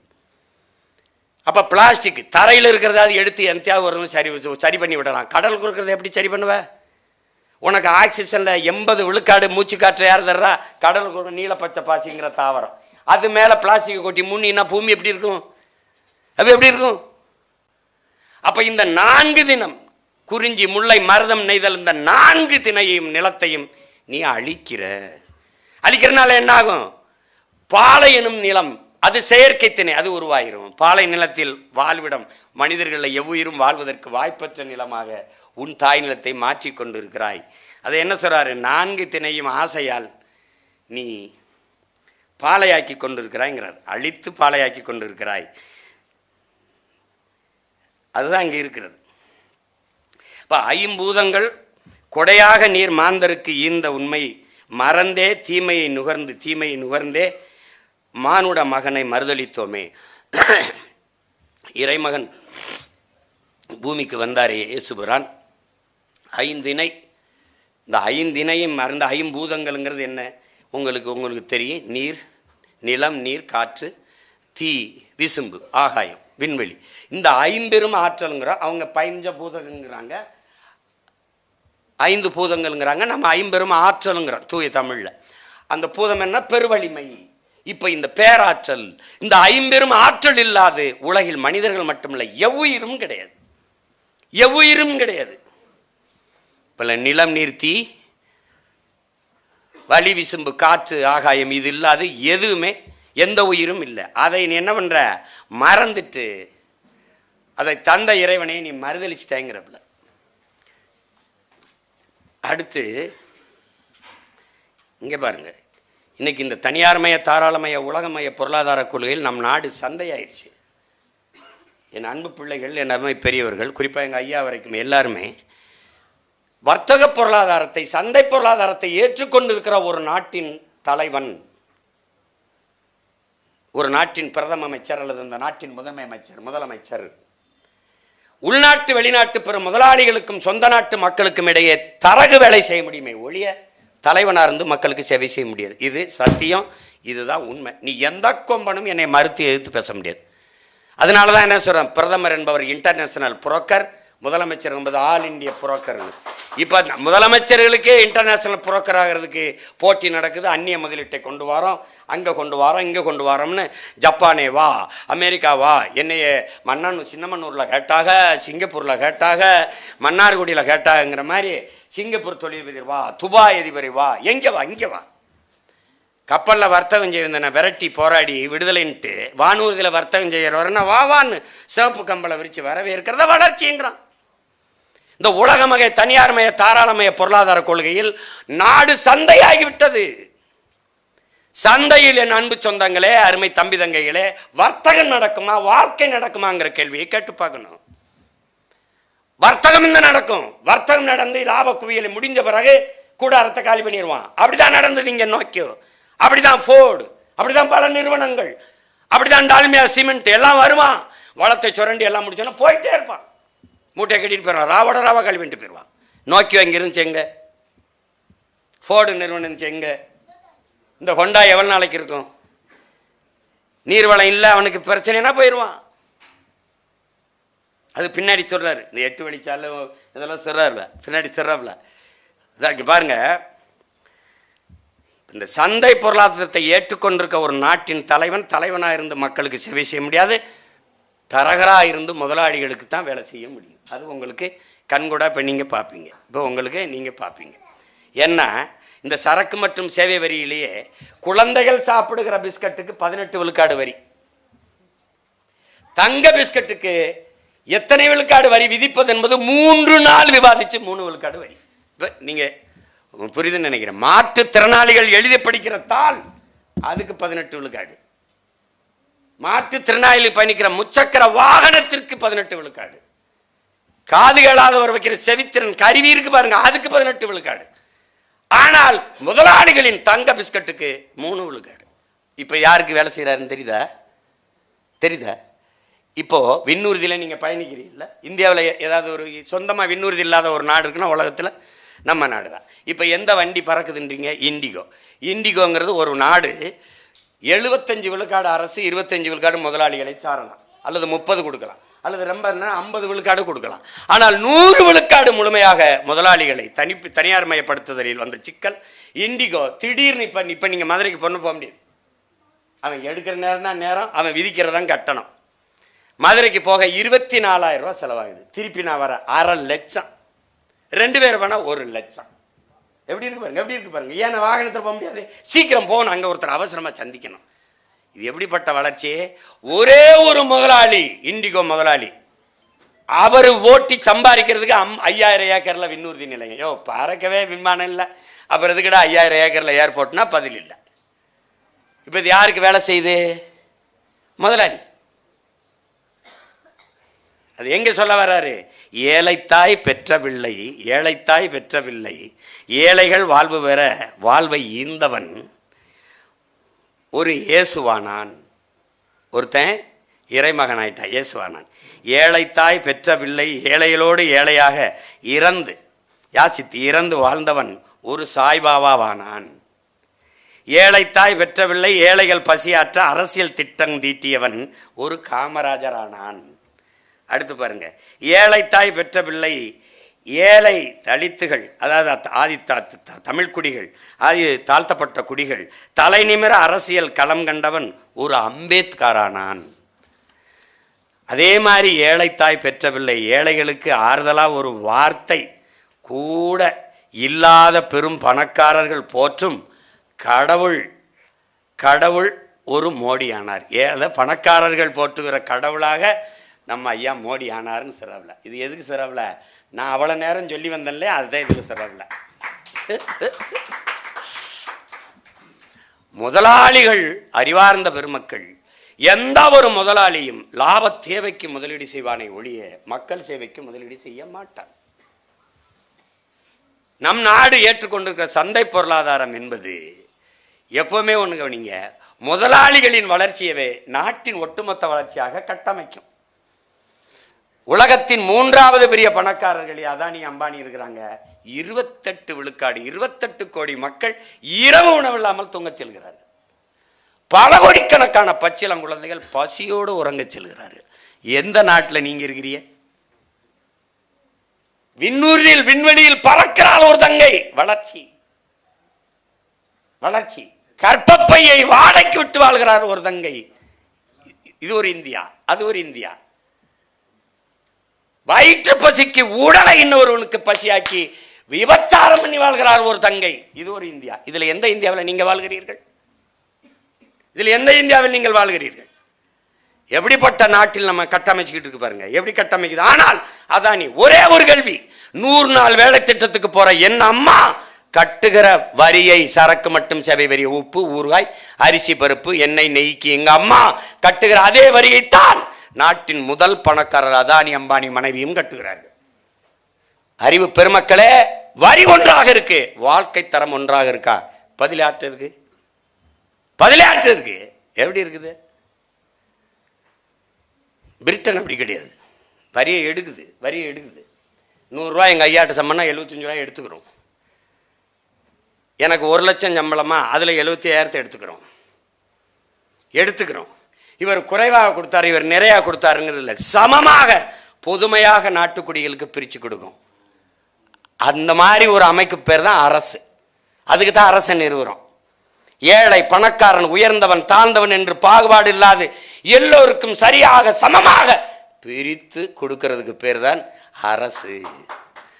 அப்படிப்பட்ட அரசு தான் அது அரசு. ஆனால் இங்கே அப்படி இல்லை, இங்கே அப்படி இல்லை. நான் வரி கட்டிட்டேன்னா சிறைக்குள்ளே எனக்கு தனியாக இருக்கலாம். சொல்லு தம்பிக்கு தெரியும், என்னப்பா படுக்கையிலன்னா அவர் இன்கம் டேக்ஸ் சொல்கிறோம். ஏடா காலை கொடுவையாக இருக்குது. அதனால என்ன குற்றம் பண்ணியிருந்தாலும் அவருக்கு 10 பேரை கொலை பண்ணால் கூட அவர் டாக்ஸி அவர் இன்கம் டேக்ஸ் கட்டுறாருங்க, அவருக்கு தனி. இதெல்லாம் பார்த்துக்கிறங்க. அதான் சொல்கிறாப்புல, ஏழைத்தாய் பெற்ற பிள்ளை ஏழைகளுக்கு ஆறுதல் ஒரு வார்த்தை கூட இல்லாத பெரும் பணக்காரர்கள் போற்றும் கடவுளானார். புரியுதா? தங்கத்துக்கு 3 விழுக்காடு வரி போட்டால் அப்புறம் கடவுளாக தானே தெரிவாப்புல. என்ன தம்பி? அத்தியாவசிய பொருள்களின் விலைவாசியை குறைக்க முடியாத காரணம் இந்திய நாட்டில் எண்ணெய் நிறுவனங்களே அதற்கான விலையை தீர்மானித்துக் கொள்ளலாம்னு நாடு எடுத்த பொருளாதார கொள்கை முடிவு. அதுக்கப்புறம் சுங்கச்சாவடிகளில் 200 கிலோமீட்டர் 300 கிலோமீட்டருக்கு தனியாருக்கு தாரை வார்த்து கொடுத்தது சாலைகளை. அதனால என்னன்னா, நீங்க இப்படி ஒரு கேள்வியை யாராவது எழுப்பி பாருங்க. நான் மட்டும்தான் திரும்ப திரும்ப கேட்குறேன். என்னுடைய வாகனம் இருக்குது, ஃபார்ச்சுனர், 3 லட்சம் ரூபா சாலை வரி கட்டியிருக்கேன். எந்த சாலையில் ஓட்ட கட்டினேன்? இந்த அப்படி சிரிக்கிறாப்புல ஃபெலிக்ஸ். எந்த சாலையில் ஓட்ட கட்டினேன்? நீங்களும் கட்டியிருக்கீங்க. நான் என்ன சொல்கிறேன், ஐயா நான் எந்த 3 லட்சம் எடுத்திருக்கீங்க இல்லையா, அது எந்த சாலையில் ஓட்ட, அந்த சாலையை மட்டும் சொல்லுங்கள், அதில் மட்டும் ஓட்டிக்கிறேன். நீங்கள் அது போக இப்போ 100 கிலோமீட்டருக்கு ஒரு தடவை எதுக்கு 50 ரூபா நீங்கள் 100 ரூபா என்கிட்ட கப்பம் வசூலிக்கிறீங்கன்னா பதில் இல்லை. இப்போ அதை கொடுமையான வரி. சரக்கு மட்டும் சேவை வரின்னு இருக்கும், சரக்குக்கு மட்டும் இல்லை வர, சாராயத்துக்கு வரி கிடையாது, பெட்ரோல் டீசலுக்கு இப்போ இல்லை. ஏன்னா தனியார் முதலாளிகள் லாபம் குறைஞ்சிரும்ல. அதனால என்ன ஆயிடுதுன்னா, ஒரு கத்தரிக்காயை மதுரையிலிருந்து கோயம்பேடு சந்தைக்கு ஏற்றினோம்னா பாறை உந்துக்கு வாடகை, பாறை உந்து வாடகை எதை வச்சு தீர்மானிக்குது? பெட்ரோல், டீசல் பெட்ரோல் விலையை வச்சு தீர்மானிக்குது. அதுக்கப்புறம் அவன் சென்னை வந்து சேர்றதுக்கு 15 இடத்துல சுங்கம் கட்டுறான். அந்த சுங்க கட்டணம் இது எல்லாம் சேர்ந்து தம்பி இது என்ன ஆயிடுதுன்னா, இந்த அத்தியாவசிய பொருள் மேலே ஏறிடுது. அத்தியாவசிய பொருள் மேலே ஏறினா 10 ரூபா தக்காளி கோயம்பேடு சந்தையில் இறங்கும்போது 25 ரூபாயா ஆயிடுது. அப்போ தவிர்க்க முடியாத ஒன்றாக ஆயிடுது விலைவாசி ஏற்றம். இப்போ இதெல்லாம் சரி செய்யணும், சரி செய்யணும். சரி செய்வேன்னு நம்பிக்கையில் தான் ஐயா என்னை கூப்பிட்டு இங்கே விட்டுருக்காப்புல, ஏதாவது பண்ணுப்பாயே. அடுத்து இந்த கொஞ்சம் தான் இருக்கு. அவர் நிறைய எழுதியிருக்கிறாரு, நேரம் குறைவருக்கு. இதில் ப்ரோ அந்த ஜென்சி இதெல்லாம் சொல்கிறாங்க. ஐயா என்ன சொல்கிறாரு, அதாவது அது சிஸ் அப்படி உங்களை முடக்கி வச்சிருக்கிறது கொரோனா இல்லை ப்ரோ, அது சொல்லிட்டு சொல்கிறார். ப்ரோ சேலஞ்ச் அப்படின்னு ஒன்று சொல்கிறார். ஆனால் ப்ரோ சிஸ் வேஷக்கார நடிகனுக்கு உசுரை கொடுக்குற அவன் நாட்டை கொள்ளையடிக்கவா ஓட்டு போட துடிக்கிற தியேட்டர் இருளில் திரை ஹீரோ உருவில் உன் நெஞ்சுக்குள்ளே ஆயிருந்த சேதாரம் உன் புத்திக்குள்ளே பூத்திருச்சே பூசாரம் தலை வணங்கி மனம் புழுங்கி விழி பிதுங்கி மதிமயங்கி உடல் கிறங்கி குடல் சுருங்கி குலை நடுங்கி உயிர் ஒடுங்கி அப்பனாத்தா சம்பாத்தியம் இருக்கிறவர்தான் உன் சொகுசு. படிப்பை முடிச்சுட்டு வேலை தேடு, அப்போ காத்திருக்குது ரவுசுனா பெரிய இடையூறு துன்பம் திறன்றல. அதில் என்ன சார், கலை இலக்கியத்தை போற்றணும். கலைகளை காப்பதும் கலைஞர்களை போற்றுவதும் நமது கடமை. ஆனால் ஒரு கலைஞன்தான் சகலவற்றையும் சரி செய்கிற ஒரு ஆகப்பெரும் தலைவன். ஒரு அடிப்படையை அன்பு தம்பிதங்களை புரிஞ்சுக்கணும். வரலாறு தெரியாதவன் எந்த ஒரு இனத்திற்கும் வழிகாட்ட முடியாது, வழிநடத்த முடியாது. தமிழாய்ந்த தமிழ் மகன்தான் தமிழகத்தை ஆளுதல் வேண்டும்ங்கிறார் புரட்சி பாவலர். இங்கே யாரும் அப்படி ஒன்றும் தமிழாய்ந்த தமிழ் மகன் இல்லை, அப்படி இருக்கிறதா தெரியல. ரெயின்போவே அப்படி ரெயின்போன்னே எழுதுங்கன்னு தமிழில் எழுதுங்கன்னு சொல்கிற தமிழ் மகள் தான் இங்கே இருக்கிறாங்க. அது சொல்கிறார். அப்போ அதில் அடுத்து என்ன சொல்கிறாருன்னா, இங்கே எதை சொல்கிற, காற்றை நச்சாக்கி புற்றுநோய்க்கு வித்தாக்கி கொல்லாதைன்னு சொல்லப்போனால் உன்னையே போல படிக்கிற புள்ள வாயில் சுட்டு கொன்ன கார்ப்பரேட் அரசாங்கம் உனக்கு வேலைக்கு தருமா உத்தரவாதம்னு. இப்போ தங்கச்சியை வந்து இப்போ ஸ்டெர்லைட்டு அந்த போராட்டத்தை தான் ஐயா சொல்கிறாங்க, புரியுதுன்னு நினைக்கிறேன். என்னை காற்றை நஞ்சாக்கி புற்றுநோயை இதாக்கி என்னை கொன்றாதேன்னு சொல்லப்போன பிள்ளைய தொண்டைக்குழியில் பார்த்து என்ன பேசுகிற இடத்துல சுட்டு கொல்றான் அப்படின்னு சொல்கிறாப்புல. அதுக்கு இவ்வளோ தானே நினைக்காதீங்க, இது ஒரு பெரிய வரலாறு இருக்குல்ல, போராட்ட வரலாறு. 15 பேர் சாவதில் இருக்குது. நீங்கள் ஆழமாக கவனிங்க. இந்த கடற்கரை நகரங்கள்லேயே அணு உலையும் இந்த நச்சு ஆலைகளை இந்த ஸ்டெர்லைட் மாதிரி இருக்கலாம். தாமிர தட்டுப்பாடை பேசுகிறான் ஸ்டெர்லைட் ஆனோம்னா, ஆனால் தண்ணீர் தட்டுப்பாடை பேச மாட்டேங்கிறான். அந்த தண்ணீர் நஞ்சாயிருது, காற்று நஞ்சாயிருதுங்கிறதா அங்கே போராட்டம் வெடித்ததுக்கு காரணம். நல்லா நீங்கள் கவனிச்சுக்கணும். நம்ம மக்களுக்கு தொடக்கத்தில் அது புரியல. கொஞ்ச நாளைக்கு அப்புறம் நீர் வந்து ஒரு பழுப்பு நிறத்தில் வருது, சோறாக்குனா எலுமிச்சம் சோறு மாதிரி வருதுன்னொடனே இது என்னன்னு பார்க்கும்போது அங்கே யுரேனியம் கலக்குது, அங்கே நச்சு கலக்குதுன்னா மக்களுக்கு ஒரு விழிப்புணர்வு வருது, போராட்டம் வருது. அந்த போராட்டத்துக்கு போராட்டத்தில் முன்னின்று போராடியவன்கிற முறையில் இந்த ஸ்டெர்லைட் படுகொலையில் 3 மணி நேரம் நேர் நின்று நீதிபதிக்கு மதிப்பிற்குரிய மாண்புமிகு அருணா ஜெகதீஷன் முன்னாடி சாட்சியம் சொன்னவங்கிற முறையில் நான் ஒருத்தன் தான் சாட்சி சொல்லியிருக்கேன். இதை சொல்ல கடமைப்பட்டிருக்கேன். ஏன்னா இப்போ நீங்கள் பாருங்கள், அந்த போராட்டம் மக்கள் புரட்சி அப்படி தான் வரணும், மக்கள் புரட்சி அப்படி தான் பார்க்கணும். இது ஒரு தலைவன் நின்று கொடியை தூக்கி கட்சியை காட்டி போராடலை, மக்கள் தலைமையேற்று மக்களே போராடினான். லாவோட் சொல்கிறான், ஒரு நல்ல சமூகங்கிற தலைவன் என்பது தலைவனே தேவைப்படாத சமூகத்தை உருவாக்க தாண்டா தலைவனின் வேலைங்கிறான். தலைவனுங்கிறவன் ஒரு தலைவனே தேவைப்படாத, ஏதாச்சும் வெற்றி அடைஞ்ச பிறகு நாங்களே இதை செய்து முடித்தோம்னு மக்களை சொல்ல வைக்கணும், அந்த தலைமை தாண்டா தேவைங்கிறான். அப்படி தலைமையேற்று மக்கள் வந்தார்கள். வரும்போது நீ எப்படி முன்கூட்டியே அவங்க கலவரம் செய்வார்கள் கணித்த? யார்கிட்ட பதில் இருக்கு? வருவது மனு கொடுக்க, மாவட்ட ஆட்சியரை பார்த்து இந்த நச்சு ஆலையை மூடுங்கள்னு பரிந்துரைத்து ஒரு கடிதம் கொடுக்க. இப்போ நீ என்ன செஞ்சுருக்கணும்? ஒரு இடத்துல தடுப்பானை போட்டு முன்னாடி யாராவது ஒரு 4 பேர் 5 பேர் வந்து நீங்கள் மாவட்ட ஆட்சியரை பார்த்து மனு கொடுங்க, முடிஞ்சு வச்சு பிரச்சனை. கொடுத்துட்டு ஐயா அதை நடவடிக்கை எடுங்கன்னு போயிருப்பாங்க. ஆனால் நீங்கள் முன்கூட்டியே கலவரம் செய்வார்கள் என்று எப்படி கணித்தீர்கள்? கணித்து ஆயுதமேந்திய காவல்துறை இங்கே எப்படி குவித்தீர்கள்? சுடுவதற்கு வசதியாக ஒரு பாறை வந்து மேலே ஒரு வண்டி மேலே பேருந்து மேலே ஏறி நின்று எப்படி நின்னீங்க? சீருடை இல்லாமல் சரியாக வசதியாக டவுசர் விசரை போட்டு ட்ராக் சுட்டு பண்ணி போட்டு வந்து உட்காந்துருக்காப்புல. ஸ்னைப்பர் தொலைதூரத்துலேருந்து குறிவாத்து சுடக்கூடிய ஒரு கருவியை வச்சுட்டு காத்திருக்காப்புல. இப்போ கலவரமே வருது. அப்போ என்ன பண்ணணும்? தண்ணீரை பீச்சி அடிக்கணும், கண்ணீர் புகை கொண்டுகளை வீசணும், தடியடி நடத்தி கலைக்கணும். இதுக்கு பிறகுதான் நீங்கள் முடியவே இல்லை கட்டுக்கடங்கள்னா துப்பாக்கி சூடு நடத்தணும், இடுப்புக்கு கீழே சுட்டு அச்சுறுத்தி மக்களை களைய வைக்கணும். இதுதான் முறை. ஆனால் நீங்கள் எடுத்த உடனேயே எப்படி சுட தொடங்கினீர்கள். நீங்கள் சுடுங்கள் என்று உத்தரவு பிறப்பித்தது யார்? சுட்டு கொள்ளுகிற அளவிற்கு உயிரை மாய்க்கிற அளவுக்கு உத்தரவு பிறப்பித்தது யார்? எங்கிருந்து உங்களுக்கு அந்த சுட சொல்லி உத்தரவு வந்தது? யார் இடத்துல பதில் இருக்கு? இந்த சுட்ட அதிகாரிகள் மீது ஏதாவது நடவடிக்கை எடுக்கப்பட்டிருக்குதா? இல்லை. அவ எப்படி இருக்கு பாருங்க. மக்களின் புரட்சியை அரச வன்முறையால் பயங்கரவாதத்தால் சுட்டு ஒடுக்கியவர்கள் புரட்சி தமிழன் என்று மக்களின் புரட்சியை அடக்கியவர்கள். அதை நான் வந்து 2 மாதத்தில் விசாரிச்சு நீதியை நிலைநாட்டுவேன்னு பேசினவங்க நாதியற்று போச்சு சனம். ஒன்றும் கிடையாது. அது என்ன சொல்றாரு பாருங்க. காற்றை நச்சாக்கி புற்றுநோயை வித்தாக்கி கொல்லாதைன்னு சொல்ல போனா உன்னை போல படிக்கிற புள்ள வாயிலேயே சுட்டு கொன்ன கார்பரேட் அரசாங்கம். இப்போ யாருக்காக வேலை செய்யுது? முதலாளிகளுக்கு. கார்பரேட் முதலாளி. இப்போ இவன் எங்கே இருக்கான்?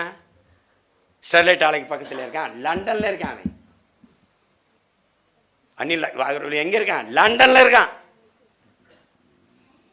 அப்போ அங்கே இருக்கிற முதலாளியின் லாப தேவைக்கு இந்த அரசு நடக்குதுன்னா அது யாருக்கான அரசாங்கம்? அதான் இங்கே சொல்லுது. இங்கே முதலாளிகளுக்கான பெரும் முதலாளிகளுக்கான அதிகாரங்கள் கட்டமைக்கப்படுது ஒழிய மக்களுக்கான அதிகாரங்கள் இல்லை. அப்புறம் ப்ரோ அது சொல்ல அது தருமான அந்த கார்பரேட் அரசாங்கம் ஒன்று வேலைக்கு உத்தரவாதம் தருமா? உயிருக்கே தராத அரசு எப்படா உனக்கு வேலைக்கு உத்தரவாதம் தருங்கிறவள. அப்புறம் ப்ரோ வீடியோவை வைரலாக்க என்னென்னமோ செய்கிற, செல்ஃபி மேலே செல்ஃபி கிளிக்கி அப்லோடு பண்ணி தள்ளுற, மணிக்கு ஒரு ஸ்டேட்டஸ் மாற்றி கற்று காட்டுற, வாட்ஸ்அப்பு கற்று காட்டுற, நொடிக்கு ஒரு ஃபோட்டோ போட்டு மாசு பண்ணுற, இன்ஸ்டாலில் மாசு பண்ணுற, லைக்ஸா அல்லுனா துள்ளி குதிக்கிற, நிறைய லைக்ஸ் வந்துச்சுன்னா துள்ளி குதிக்கிற, குறைஞ்சி போச்சுன்னா துடிக்கிற, ஹார்ட்ஸை எண்ணி நாள் பொழுதும் பொழுத கழிக்கிற. கொஞ்சம் அங்கிட்ட சூடுங்கிறப்பல அங்கே பாரு அப்படின்னு. என்ன மலையை பொழந்து முழுங்குறான். நான் முதல்ல சொன்னதான் கல்குவாரி ஆகிறது. உங்களுக்கு நான் பல தடவை மேடை வச்சிருக்கேன். எங்கள் பாட்டி எங்கள் அத்தையெல்லாம் கதை சொல்லும்போது தூங்க வைக்க, ஒரு ஊர்லப்பா ஒரு மலை முழுங்கி மகாதேவன் இருந்தான். இப்படி பார்க்குறது நாங்கள் மலையை முழுங்குறானா என்ன? நீங்கள் அது பூதம்ப்பா அது முழுங்கிரும்பா. மலை முழுங்கி மலையை பொழந்து முழுங்குறான், மணலை திருடி கொழுக்கிறான். இதில் என்ன கொடுமைன்னு கேளுங்க. இந்த மலையை வெட்டி உன்னால் உருவாக்க முடியாத ஒன்றை உனக்கு அழிக்கிற உரிமையை யார் தந்ததுங்கிறான். நீங்கள் எந்த அதிகாரத்தை கொண்டு உங்கள் ஜெபத்தால், உங்கள் தவத்தால், உங்கள் தொழுகையால், உங்கள் அழுகையால் நீங்கள் எதன் பொருட்டு மலை அரங்களோ மணலை அரங்களோ உருவாக்க முடியாது. ஆனால் உங்களால் உருவாக்க முடியாத ஒன்றை அழிக்கிற உரிமை யார் தந்ததுன்னு EFS மாஸ்டர் கேட்குறான். இங்கே என்ன பண்ணுற? நீ மலையை வெட்டி விற்கிறத அங்கீகரித்து செய்ய சொல்கிற. அந்த திருடனுக்கு ஒரு சமூக மாதிரி குவாரி ஓனர், இப்படி மணல் குவாரி ஓனர் ஒரு சமூக மரியாதை வந்துடுது. மணலை திருடி கொழுக்கிறான், யானை தந்தம் ஒடிக்கிறான், புலிதோலை உரிக்கிறான், மானமயில மரத்தை கடத்தி காட்டை அழிக்கிறான். காடுன்றது ஒரு நாட்டின் நிலப்பரப்பில் 1/3 காடு இருக்கணும். நீரின்றி அமையாது உலகு போல காடின்றி அமையாது நீர், அதையும் புரிஞ்சுக்கணும். காடு இல்லைன்னா நாடு இல்லை. இது 2 நல்லா விளங்கணும் என் பிள்ளைகள். காட்டை அழிக்கிறான், அடுப்பெரிக்க விறகொடுக்கும் அப்புராணி மக்களைத்தான் குண்டாசில் உள்ளதள்ளி நொறுக்க பார்க்குறான். அதான் முக்கியம். எப்படி நொக்க பரவுறாங்கிறப்பல அடித்து நொறுக்கிறாங்கிறார். இந்த அடுப்பறிக்க போகிறது பாருங்கள். இப்போ நான் கூட அந்த மேய்ச்சல் நிலத்துக்கு போனேன் பாருங்கள். ஆடு மாடை மேய்க்க போகிறது எங்கள் ஐயா கூட பாராட்டின. ஆடு மாடை அந்த மலையடி வரத்தில் மேய்க்க போகிறதுனால காட்டுக்குள்ளே இருக்கிற சிங்கம், புலி, கரடி, கிரடி இந்த மாடுகள்லாம் பயந்துருதான், அது பாதிக்கப்பட்டுருதான். ஆனால் இந்த குவாரிக்கு வந்து பல டன், 100 டன், 1000 டன் எடையுள்ள வெடிமருந்துகள் வச்சு தகர்க்கிறான்ல, அப்போ அந்த விலங்குகள்லாம் பாதுகாப்பாக இருக்குதான். இந்த என்னோட ஆடு மாடும் போய் மேய்கிறதில்ல, அது பாதிக்கப்பட்டிருதான். எப்படிப்பட்ட அறிஞர்கள் மேதைகள் கையில் நாடு சிக்கிக்கிருச்சுன்னு பாரு, எப்படி இருக்கு பாரு. இந்த ஆடு மாடு எங்கிருந்து வந்தது? அங்கிருந்தான் நமக்கு வந்தது. காட்டு விலங்கை வீட்டு விலங்காய்க்கு மாற்றி வளர்க்குறோம். அவன் காட்டில் அவனை நுழைய விடக்கூடாதுன்றான். அதை என்ன சொல்கிறாரு? மலையை பொழந்து முழுங்குறான், மணலை திருடி கொழுக்கிறான், யானை தந்தம் ஒடிக்கிறான், புளிய தோலை உரிக்கிறான், மானமயில மரத்தை கடத்தி காட்டு அழிக்கிறான், அடுப்பறிக்க விறகுடுக்க அப்பாவி அப்புறாணி மக்களைத்தான் குண்டாசில் உள்ளதள்ளி நொக்க பரவுறான். சுள்ளி பொறுக்கிறதுக்கு அடுப்பத்தை வைக்க சுள்ளி பொறக்கிற வந்தவன காட்டுக்குள்ளே வந்து வழக்க போட்டு உள்ள தள்ளி விட்டுருவான். இங்கே விசித்திரமான சட்டங்கள்லாம் இருக்கும். குடிக்க போகும்போது நீங்கள் கார் ஓட்டிட்டு போகலாம், குடிச்சிட்டு கார் ஓட்டக்கூடாது. எப்படி இருக்கு? ஒரு சட்டங்கள்லாம் புதுசு புதுசாக இருக்கும். ஒன்றும் செஞ்சுக்க முடியாது. நீங்கள் வயக்காட்டில் தாரை ஊற்றுறான், விளைநிலங்களை எல்லாம் வீட்டு மனைகளாக்குறது, விளைநிலங்களுக்குள்ளே விரைந்து செல்ல சாலை நடுவீட்டை ரோடாக மாற்றுறான், 8 வழி 10 வழி ஆக்குறான். இங்கே தான் நான் ஐயா பின்னாடி சொல்கிறாருன்னு சொல்கிறேன் பாருங்கள். 8 வழி 10 வழி ஆக்குறான். இந்த 8 வழிச்சாலை 10 வழிச்சாலை போடுவதெல்லாம் என் அன்பு மக்கள், 4 வழிச்சாலையெல்லாம் நமக்கென்று நினைத்தீர்கள் என்றால் நான் ஒன்றும் செய்ய முடியாது. உங்களுக்கு ஒன்றும் செய்ய முடியாது. அது பெரும் முதலாளிகள் இங்கே உற்பத்தி செய்கிற பொருட்களை விரைந்து எடுத்து செல்றதுக்கு. உங்களுக்கு சாகர் மாலான்னு ஒரு திட்டம் இந்தியாவில் இருக்குது. அது பீம்ஸ்டெக்குன்னு உலக திட்டம். அது உங்களுக்கு தெரியும். அது கடல் மாலை அப்படின்னு நம்ம சொல்கிறோம். இதில் என்னென்னா, உள்நாட்டு வெளிநாட்டு பெரும் முதலாளிகள் உற்பத்தி செய்கிற பொருளை விரைந்து எடுத்து செல்லணும். அதுக்கு விண்வெளி போக்குவரத்து, தொடர்வண்டி போக்குவரத்து, இந்த வானூர்தி போக்குவரத்து, இந்த தொடர்வண்டி போக்குவரத்து, இது சாலை போக்குவரத்து, இது எல்லாத்தையும் கொண்டு போய் கப்பல் போக்குவரத்தில் இணைக்கணும். அதுதான் சாகர் மாலா. அதுக்கு தான் ஏற்கனவே நம்மகிட்ட 2 துறைமுகம் தாத்தா காமராஜ் பேர்லையும் நம்ம பாட்டனார் வாபுசி பேர்லையும் இருக்கிற துறைமுகத்தை தாண்டி காட்டுப்பள்ளியில் 6116 ஏக்கர் அதானி கட்ட போகிறது இதுக்காக தான். இது என்னென்ன, அந்த முதலாளிகள் விரைந்து இப்போ ஃபோர்டு அவனும் ஒரு கொரியா கம்பெனி, ஃபோர்டுன்னு ஒரு இது கொண்டாயின்னு ஒரு கம்பெனி வச்சுருக்கான். இவனுக்கு இந்த தமிழ்நாட்டு இளைஞர்களுக்கு வேலை கொடுக்கணும், இந்திய நாட்டு இளைஞருக்கு வேலை கொடுக்கணும். கொரிய முதலாளிக்கு எந்த கோயிலில் வேண்டுதல்? இங்கே ஏன் வரணும்? மனித உழைப்பு மலிவாக கிடைக்குது. நிலத்தடி நீர் எவனாலும் உறிஞ்சிக்கலாம். ஏன்னா 1 டன் கார் தயாரிக்க 4.5 லட்சம் டன் 4.5 லட்சம் லிட்டர் தண்ணீர் தேவைப்படுது. மின்சாரம் தடையற்று கொடுக்குறான். 1 மணி நேரம் அல்லது அரை மணி நேரம் மின் தடை ஏற்பட்டு உற்பத்தி பாதிக்கப்பட்டால் மத்திய மாநில அரசுகள் அதை ஈடுகட்டிடும்னு புரிந்துணர்வு ஒப்பந்தம் இருக்குது, இழப்பீட்டு தர்றேன்னு. அப்போ இந்த பொருளை விரைந்து எடுத்து செல்ல 4 வழிச்சாலை போட்டு தரான், 8 வழிச்சாலை போட்டு தரான். ஏன்? எவன் நிலம் எப்படி போனான்னு, எவன் கடை எப்படி போனான்னு, எவன். அப்போ இதுக்காக தான் அவன் இங்கே வரான். இந்த முதலாளிகளுக்கான அடிப்படை கட்டமைப்பை, இன்ஃப்ராஸ்ட்ரக்சரை மக்களுக்கானதாக கட்டமைக்கிறது நம்ம நாடு. நீ மக்களுக்கான போட்ட சாலையில், மக்கள் காசில் போட்ட சாலையில் எதுக்கு 100 கிலோமீட்டருக்கு 50 ரூபா கப்பா சொல்லிக்கிற? எதுக்கு? இதுக்கு யார்கிட்ட பதில் இருக்கு? நீங்கள் 5 மணிக்கு மேலே இந்த சாலையில் போய் பாருங்க, எத்தனை மூடு உந்துகள், பாறை உந்துகள் போகுதுன்னு. எல்லாமே இந்த முதலாளிகள் தயாரித்த கார்கள் தான். திறந்து பாருங்க, காராக இருக்கும். இந்த ஹொண்டாய் நிறுவனம் தயாரிச்சு அது கப்பலுக்கு போகுது வேகமாக. அதான் சரி 8 வழி 10 வழி ஆக்குறான்.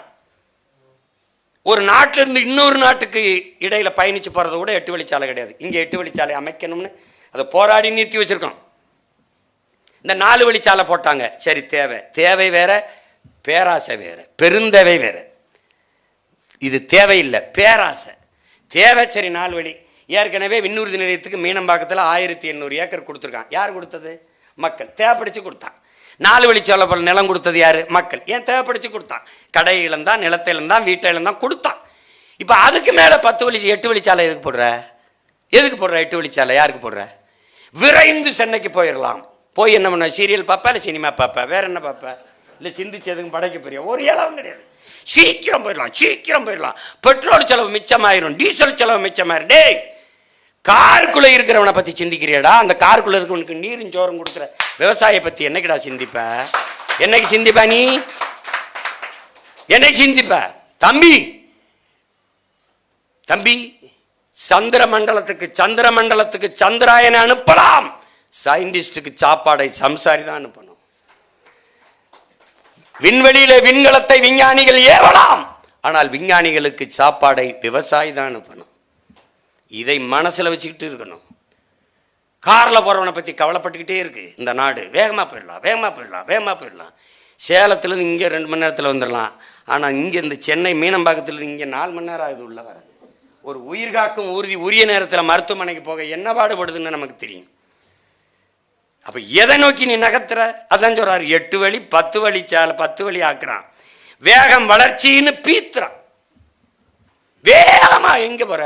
நான் சொல்றேன், மலையை வெட்டி ரோடு போட்டேன், மாளிகை கட்டிட்டேன், 8 வழியில் சாலை போட்டேன், வேகமா காரில் போற. எங்கள் வீட்டுக்கா சுடுகாட்டுக்கா? மலையை வெட்டிட்டுனா மழை எது? மழை இல்லைன்னா நீர் எது? நீர் இல்லைன்னா சோறு எது? சோறு இல்லைன்னா வயிறு எது? வயிறு இல்லைன்னா உயிர் எது? வாழ்க்கை எது? பைத்தியமே எங்கே போற? வேகமா எங்கே போற? அதான் சொல்றப்பல வேகம் வளர்ச்சின்னு பீத்துறான். காரிடரு பார்க்குன்னு பேர் வைக்கிறான். காரிடரு பார்க்குன்னு பேர் வைக்கிறான். ஹைட்ரோ கார்பன் அணுமின்னு ஒலைய வைக்கிறான்.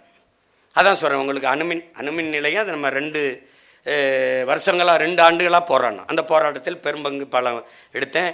அருமை சகோதரன் உதயகுமார் தலைமையில் நடந்தது. நாங்கள்லாம் போய் பங்கேற்றோம். அணு விஞ்ஞானிகளே சொல்கிறாங்க, உலகத்திலே பாதுகாப்பான அணு என்ற ஒன்றே கிடையாது.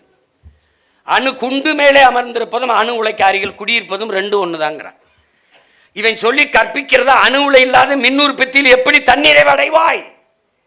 நம்ம எழுப்புற கேள்வி, அணு உலை கண்டுபிடிக்கப்பட்டது மின் உற்பத்திக்காகவா, இல்லை மின்சாரம் கண்டுபிடிக்கப்பட்டது அணு உலையாலையா? இது 2ல எதுக்கு பதில் இருக்கு? இல்ல. மின் பெருக்கத்துக்கு வழியே இல்லை, இருக்கு.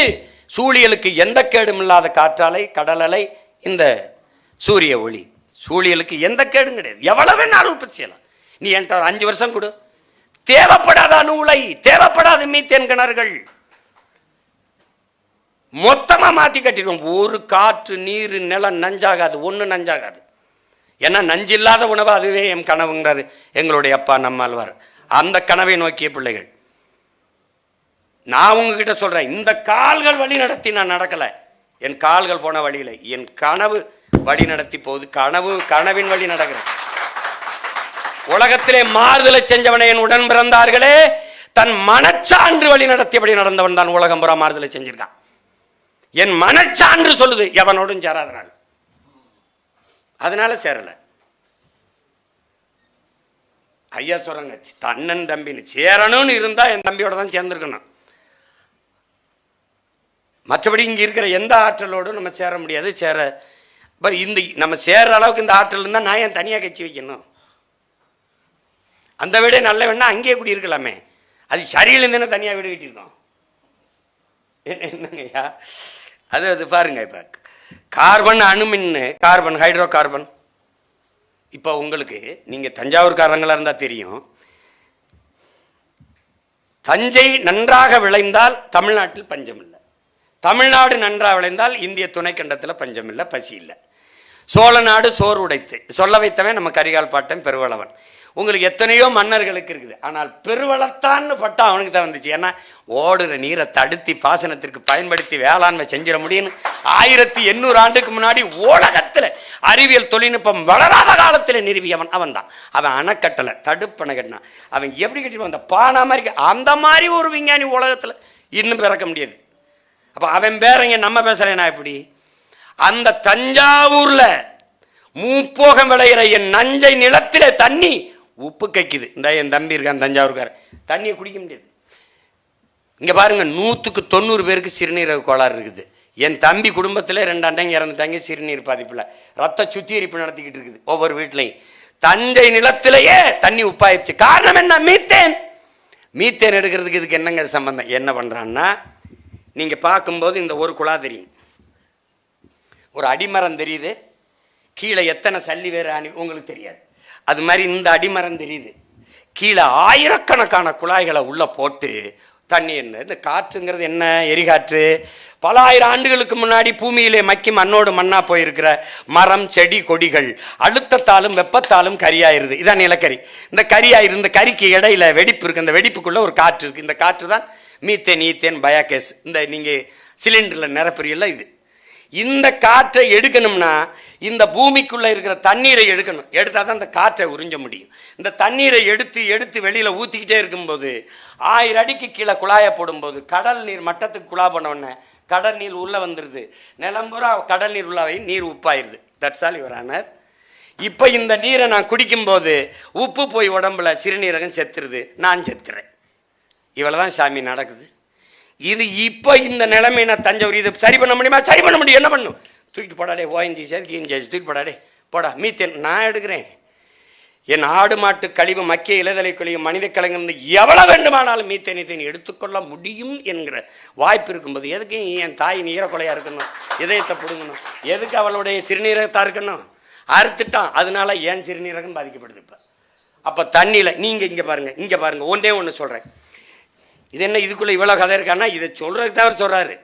அவர் இடக்கரை அடக்கிட்டார். அதுக்குள்ளே இவ்வளவு செய்தி அதுக்குள்ளே மடக்கி வச்சுருக்காப்புல. இங்கே பெருந்துறையில் சிப்காடுன்னு ஒரு தொழிற்சாலை 26 அரசு அறிவிக்குது, நான் சொல்லலை. 26 கிலோமீட்டருக்கு தண்ணீர் எடுத்து குடிக்காதுங்குது. நான் கேட்டேன் 27வது கிலோமீட்டரில் எடுத்து குடிக்கலாமா? அதுக்கு சரியாக இருக்கான்னு கேட்டால் உங்ககிட்ட பதில் இருக்கா? இல்லை. பீகாரில் தேர்தலுக்கு முன்னாடி சொல்லியிருந்தா தோற்றுருப்பான். தேர்தலுக்கு வந்த அடுத்த வாரத்தில் சொல்கிறான் 6 மாவட்டத்தில் தண்ணீரில் யுரேனியம் கலந்துருச்சு, தாய்ப்பாலில் யுரேனியம் வருது, அதனால் பிறக்கிற குழந்தையெல்லாம் பிரச்சனையாக பிறக்குதுண்டு. 6 மாவட்டம் போயிடுச்சுன்னா அப்புறம் மீதி மாவட்டம் சரியாக இருக்குன்னு நான் நம்பணுமா? தம்பி, ஒரு சிந்தனைன்னு இருக்குல்ல, ஆழ்ந்து யோசிச்சு பாரு. 26 கிலோமீட்டரில் தண்ணீரை குடிக்காதேன்னு அரசே சொல்லுது. காரணம் என்ன? அந்த நச்சு ஆலை. நெய்வேலியில் அங்கே ஐயா அன்புமணி இப்படி எடுத்து காட்டிக்கிட்டு மக்கள் காட்டுறான் பாருங்க, பழுப்பு நிறத்தில் இருக்கு தண்ணீர். தண்ணீரே இல்லை, அதை குடிச்சா என்ன ஆகும்? அவ்வளோதான். அப்போ நோய் உற்பத்தி செய்கிற ஒரு இடத்துக்கு உட்காந்து நம்ம வாழ்ந்துக்கிட்டு இருக்கோம். இப்போ பாருங்க, அதை தான் அவர் என்ன சொல்கிறாரு, ஹைட்ரோ கார்பன் அணுமின்னு உலைய வைக்கிறான். அணுமின்னு உலைய வைக்கிறான். எதுக்கு? உயிருக்கு. இப்போ தமிழ்நாட்டில் வந்து அணு உலை இருக்க, அது முதல்ல எங்கே வந்ததுன்னு நினைக்கிறீங்க? கேரளாவுக்கு. கேரளாவில் ஏன்? இங்கே வையின்னு சொன்ன கம்யூனிஸ்ட்டு, இங்கே வையின்னு சொன்ன காங்கிரஸ் அங்கே ஆள்றான். அவன் எடுத்துகிட்டு போடான்ட்டான். ஏன்னு கேளுங்க, நான் வெளிச்சத்தில் வாழ்கிறத விடவும் உயிரோட வாழ்றது முக்கியம்ட்டான். ஏன்? அவனுக்கு அப்பே அரசாட்சி செய்கிறான், எனக்கு எவனோ ஒரு குப்பை ஆண்டுக்கிட்டு இருக்கான். அதனால நான் செத்தா, எங்கள் ஆத்தா தாலி எடுத்தா, எங்கள் அக்கா மூலியா போனால் அவனுக்கு பிரச்சனை இல்லை. அப்போ அதனால என்ன செய்கிறான்? உலைய வைக்கிறான், குலைய வைக்கிறான். இப்போ அதான் ஒரு அணு உலை நிறுவுவதில்லை, அணு பூங்கா நிறுவுவது. இப்போ அதை விட கொடுமை என்னென்னா, அந்த அணு கழிவை எங்கே புதைக்கிறதுங்கிற சிக்கல். அணுக்கழிவை எங்கே புதைக்கிறதுனா, அவன் கோளாறு தங்கவையில் அது எடுத்துகிட்டு இருக்க அந்த குழியில் புதைக்கலாம்னா மொத்த கன்னடனும் தன் கட்சி கொடியை கீழே போட்டு அவன் மாநில கொடியை தூக்கி மொத்தமாக நின்ட்டான். பிஜேபி, காங்கிரஸ், மதசார்பற்ற சன்னதாத்தலம் எல்லா பேரும் வீதியில் நின்ட்டான், பயந்துட்டான். இங்கே எனக்கு கேட்க ஆள் இல்லை, நான் இடிந்த கரையிலே புதைக்கிறேன்ட்டான். ஒரே ஒருத்தன் தான் கத்துனேன், உன் முன்னாடி நிற்கிறேன் நான் மட்டும்தான் கத்துனேன். அவன் எப்படி புதைப்பான் பாரு. இந்த மதில் சுவரை போல ஒரு அலுமினிய தகடில் பெட்டி செஞ்சு அந்த பெட்டிகள் அந்த கழிவை கொட்டி மேலே ஒரு அலுமினிய தகடு போட்டு வெல்டு வச்சு, இரும்பு போட்டு வெல்டு வச்சு பல ஆயிரம் அடிகள் தோண்டி பூமிக்கெல்லாம் புதைப்பான். புதைச்சாலும் என்ன ஆமா? 50 லட்சம் ஆண்டுகளுக்கு அந்த அணு கதிர் அந்த வீச்சு குறையாமல் இருக்குமா. நாளைக்கு கீழடியில் தோண்ட மாதிரி நாங்கள்லாம் செத்த பிறகு ஒரு தலைமுறை வந்து தோண்டுச்சுன்னு வச்சுக்க, நிலைமை என்னன்னு வச்சுக்க. அப்போ எப்படி இருக்குது? இந்த பாருங்க, 1,00,000 கிலோமீட்டர் வேகத்தில் இந்த மதில் சுவரை கடந்து போகுங்கிறான் கதிர்வீச்சு. அப்போ சதை எம்மாத்திரம்னு பாரு, யோசிச்சு பார்த்துக்க. அப்போ அணுவில் வெடிக்க வேண்டியதில்லை ராஜா, அணு உலைய குளிர வைக்க பீச்சி அடிக்கிற தண்ணியை கடலுக்குள்ள விடுறான் பாரு, அது போதும்ங்கிறான். பல லட்சக்கணக்கான மீன்கள் செத்து கரவுதுங்கிற காரணம் என்ன? இந்த அணுக்கழிவு தான். அது உடனே செத்துருது, அதை உணவா தின்னு கொஞ்சம் நாள் கழிச்சு நம்ம சாவோம். தட்சாலி வரானர் இங்கே பிரச்சனை அதுதான். அதுதான் என்ன சொல்றாரு, ஹைட்ரோ கார்பன் அணுமின்னு உலைய வைக்கிறான், நிலையை குலைய வைக்கிறாங்க. நிலையை குலைய வைக்கிறான், மானுட சமூகத்தை நிலை குலைய வைக்கிறாங்கிற. கண் முன்னாடி படிப்புன்னு இருக்குது. ரஷ்யாவில் செர்னோபில்லையும் ஜப்பானில் பூசிமாலையும் வெடித்ததை பார்த்த பிறகாவது நம்ம எச்சரிச்சிருக்கணும். அதை தான் சொல்கிறாரு. வாழை வழி கேட்குறான், வாயை அடைக்கிறான். வாழை வழி கேட்குறவன் வாயை அடைக்கிறான், கையை காலை உடைக்கிறான், அடங்க மறுக்கிறவன் சோழியை முடிக்கிறான். இதுதான் தேசபக்தி மந்திரம்னு ஓதுறான், சாணக்கிய தந்திரம்னு கூவுறான். இங்கே தான் எங்கள் ஐயா தெய்வ திருமண முத்துராமலிங்கத்தவர் என்ன சொல்கிறாரு, நீ ஊமையாக இருக்கிற வரை உன்னை ஜனநாயகவாதி தேசியவாதிம்பா, உரிமைன்னு பேசிட்டீன்னா உன்னை தேச துரோகின்றான். அதுதான் திராவிட. வாயை அடைக்கிறான், கையை காலை ஒடிக்கிறான், அடங்க மறுக்கிறவன் சோழியை முடிக்கிறான். இதுதான் தேசபக்திங்கிறான். எதுவுமே பேசாமல் இருந்தீங்கன்னா நீ தேசபக்தி. எங்கப்பா அதுன்னு கேட்டீங்கன்னா ஆன்டி இண்டியன் அப்பத்தா இண்டியன்வான். கவனமாக இருக்கணும், நீ கவனமாக இருக்கணும். அதுதான் சொல்கிறாப்புல. அடுத்து டாஸ்மார்க்கில் மெய் மறந்து கிடக்க போறியா, டப்சி மாசு மோகத்தில் கிறங்க போறியா, ஆன்லைனில் ஐடென்டி அழிக்க போறியா, பாலுணர்வு புரிஞ்சுக்காம சறுக்க போறியா, ஃபோனோகிராஃபி உலகில் உள்ள தொலைக்க போறியாங்கிறாப்புல. பாத்தியில இதை பாத்தியா ப்ரோ சிஸ் அப்படின்ட்டு. இங்கே பாருங்கள், டிக்டாக்தை தடை செஞ்சான்னு சோகத்தில் முங்கிறாமே, ஆல்டர்னேட்டிவ் ஆப்புக்களை தேடி அலையிறியே, மனித உரிமைகளை பறிக்கும் அமைப்புகளை மாற்றி அமைக்கிறது முடியும்னு தோணலையா? ஆல்டர்னேட்டிவ் மாற்று ஆப்புகளுக்கு நீ வழி தேடி அலைகிற, ஆனால் இந்த மனித உரிமைகளை பறிக்கும் அமைப்புகளை மாற்றிட முடியும்னு நீ ஏன் சிந்திக்க மாட்டேற? உனக்கு ஏன் தோணலைன்னு கேட்குறோம்ல. அடுத்து பப்சியாட ஆன்லைனில் கனெக்ட் ஆகிற ஃப்ரெண்ட்ஸ் எல்லாம் மக்கள் பிரச்சனைக்கு யுனைட் ஆகணும்னு தோணலையா? பப்சியாட ஆன்லைனில் எல்லாம் நீங்கள் கனெக்ட் ஆகிடுறீங்க, ஆனால் இந்த மக்கள் பிரச்சனைக்கு நாம் எல்லாம் ஒன்றிணையணும்னு உனக்கு தோணலையா? அதை நீங்கள் பாருங்கள், எந்த ஒரு பொது பிரச்சனைக்காவது ஜல்லிக்கட்டுக்கு மட்டும்தான் இளைஞர்கள், மாணவர்கள், மக்கள் தன்னெழுச்சியாக கூடினார்கள். மற்ற எந்த, இப்போ நீங்கள் பாருங்கள், படிப்பிக்கிற ஆசிரியன் பாதையில் கடந்து போராடிட்டு இருக்கான்.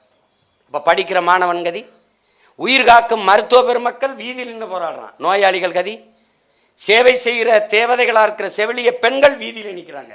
அப்போ நோயாளிகள் கதி. இது எதை பற்றியுமே சிந்திக்காத சமூகம். அதுதான் அவர் சொல்கிறாரு, நீ ஏண்டா மக்கள் பிரச்சனைக்கு யுனைட் ஆகி ஒன்றாகி போராடணும் உனக்கு தோணலை அப்படின்னு கேட்குறாரு. அதை கடைசிக்கு அவரே முடிவு சொல்கிறாரு. Wake up bro sis, wake up now, எழுந்துரு. அவன் சொல்கிறான்ல விவேகானந்தர், அரைஸ் அவைக்கப் ஸ்டாப் நாட் அன்டில்ங்கிறான்ல, அதில் நீ முதல்ல எழுந்துரு, கதவை திறந்து வா, கனவை களைந்து வா, கடமை உணர்ந்து வா, அறிவை அணிந்து உரிமை தெரிந்து வா.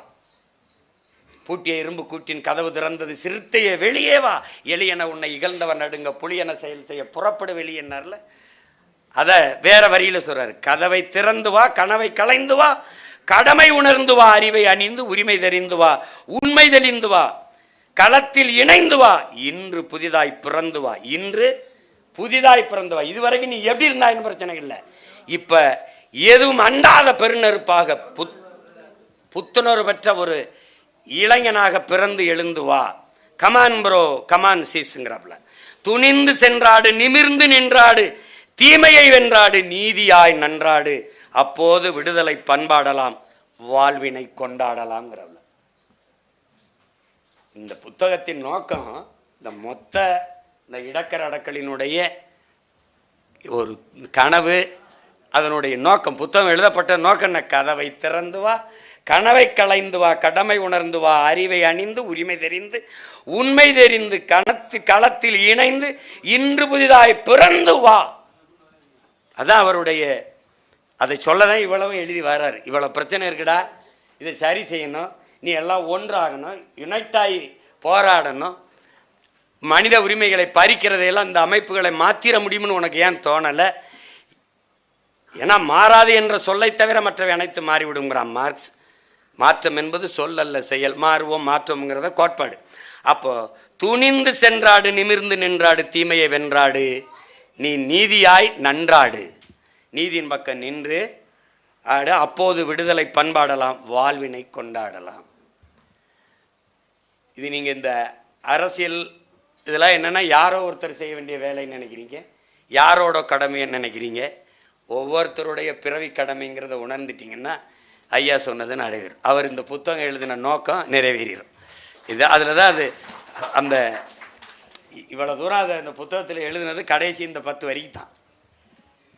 டே வாடா சேர்ந்து போராடுவோங்கிறப்பல. இதுக்கு மேலே இந்த சமூகம் ஒன்றிணைந்து போராடலைன்னா உனக்கு வணங்குறதுக்கு கோடி சாமி இருக்குது, வாழ்கிறதுக்கு வேறு பூமி இருக்கான்னு பாரு, இந்த ஒன்று தான் இருக்குது. ஆனால் சாமியை காப்பாற்ற, சாதியை காப்பாற்ற, மதத்தை காப்பாற்ற நிறைய கட்சிகள் இருக்குது. நீ வாழுகிற பூமியை காப்பாற்ற யார் இருக்கான்னு பார்த்துக்க. அதனால் நீ ஒன்றும் பெரிய கோட்பாடெலாம் வகுத்துக்க வேண்டியதில்லை என் உடன் பிறந்தவனே. ப்ரோ, நீ ஒன்றும் பெருசாலாம் யோசிக்க வேண்டியதில்லை. நீ உன் வீட்டை சரி செய், நான் என் வீட்டை சரி செய்கிறேன். நம் வீட்டை சரிசானால் நாடு தானாக சரியாயிரும். நீ குடியிருக்கிற தெருவை கூட்டு, தேசம் தானாக சுத்தமாயிரும். இதுதான் தத்துவம். சுத்தம் சுகம் தரும், எல்லா சுகத்திலும் எழுதியிருக்கு. இறங்கி கூட்டுறது யாருங்கிற கேள்வி இருக்குது.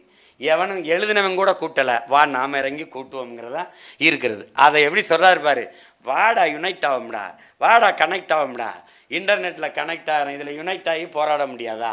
அப்படி தான் ஜல்லிக்கட்டுக்கு பற்றுச்சு.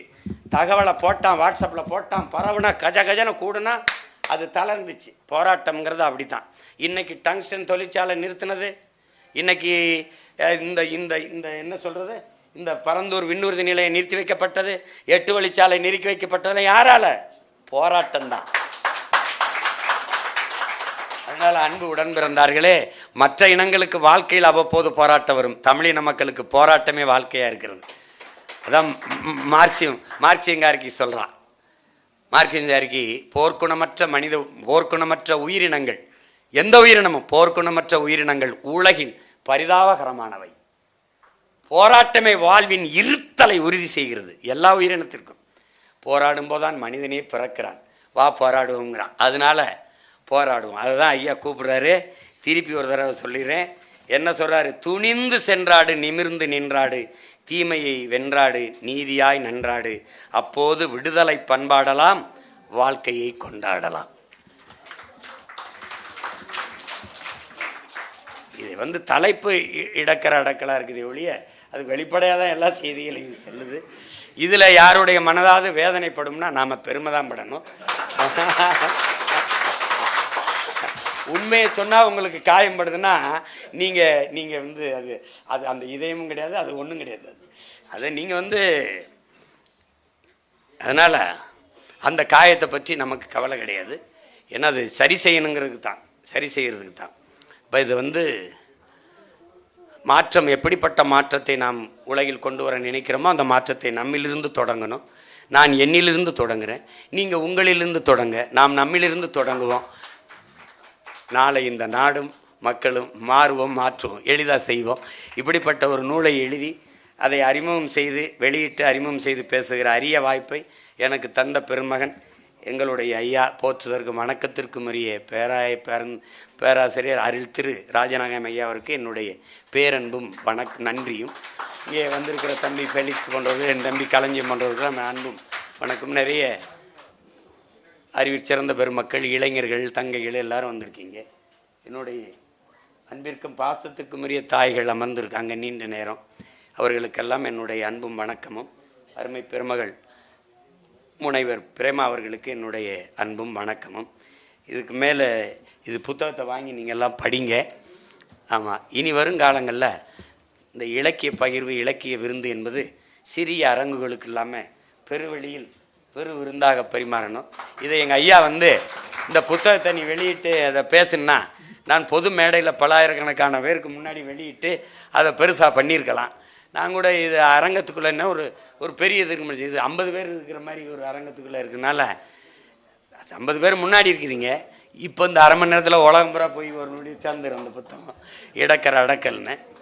அதனால் நாங்கள் பேசினதை அன்பு மக்களுக்கு கொண்டு போய் சேர்க்கிற செய்தியின் தூதுவர்கள் அனைவருக்கும் என்னுடைய அன்பும் வணக்கமும். இவ்வளவு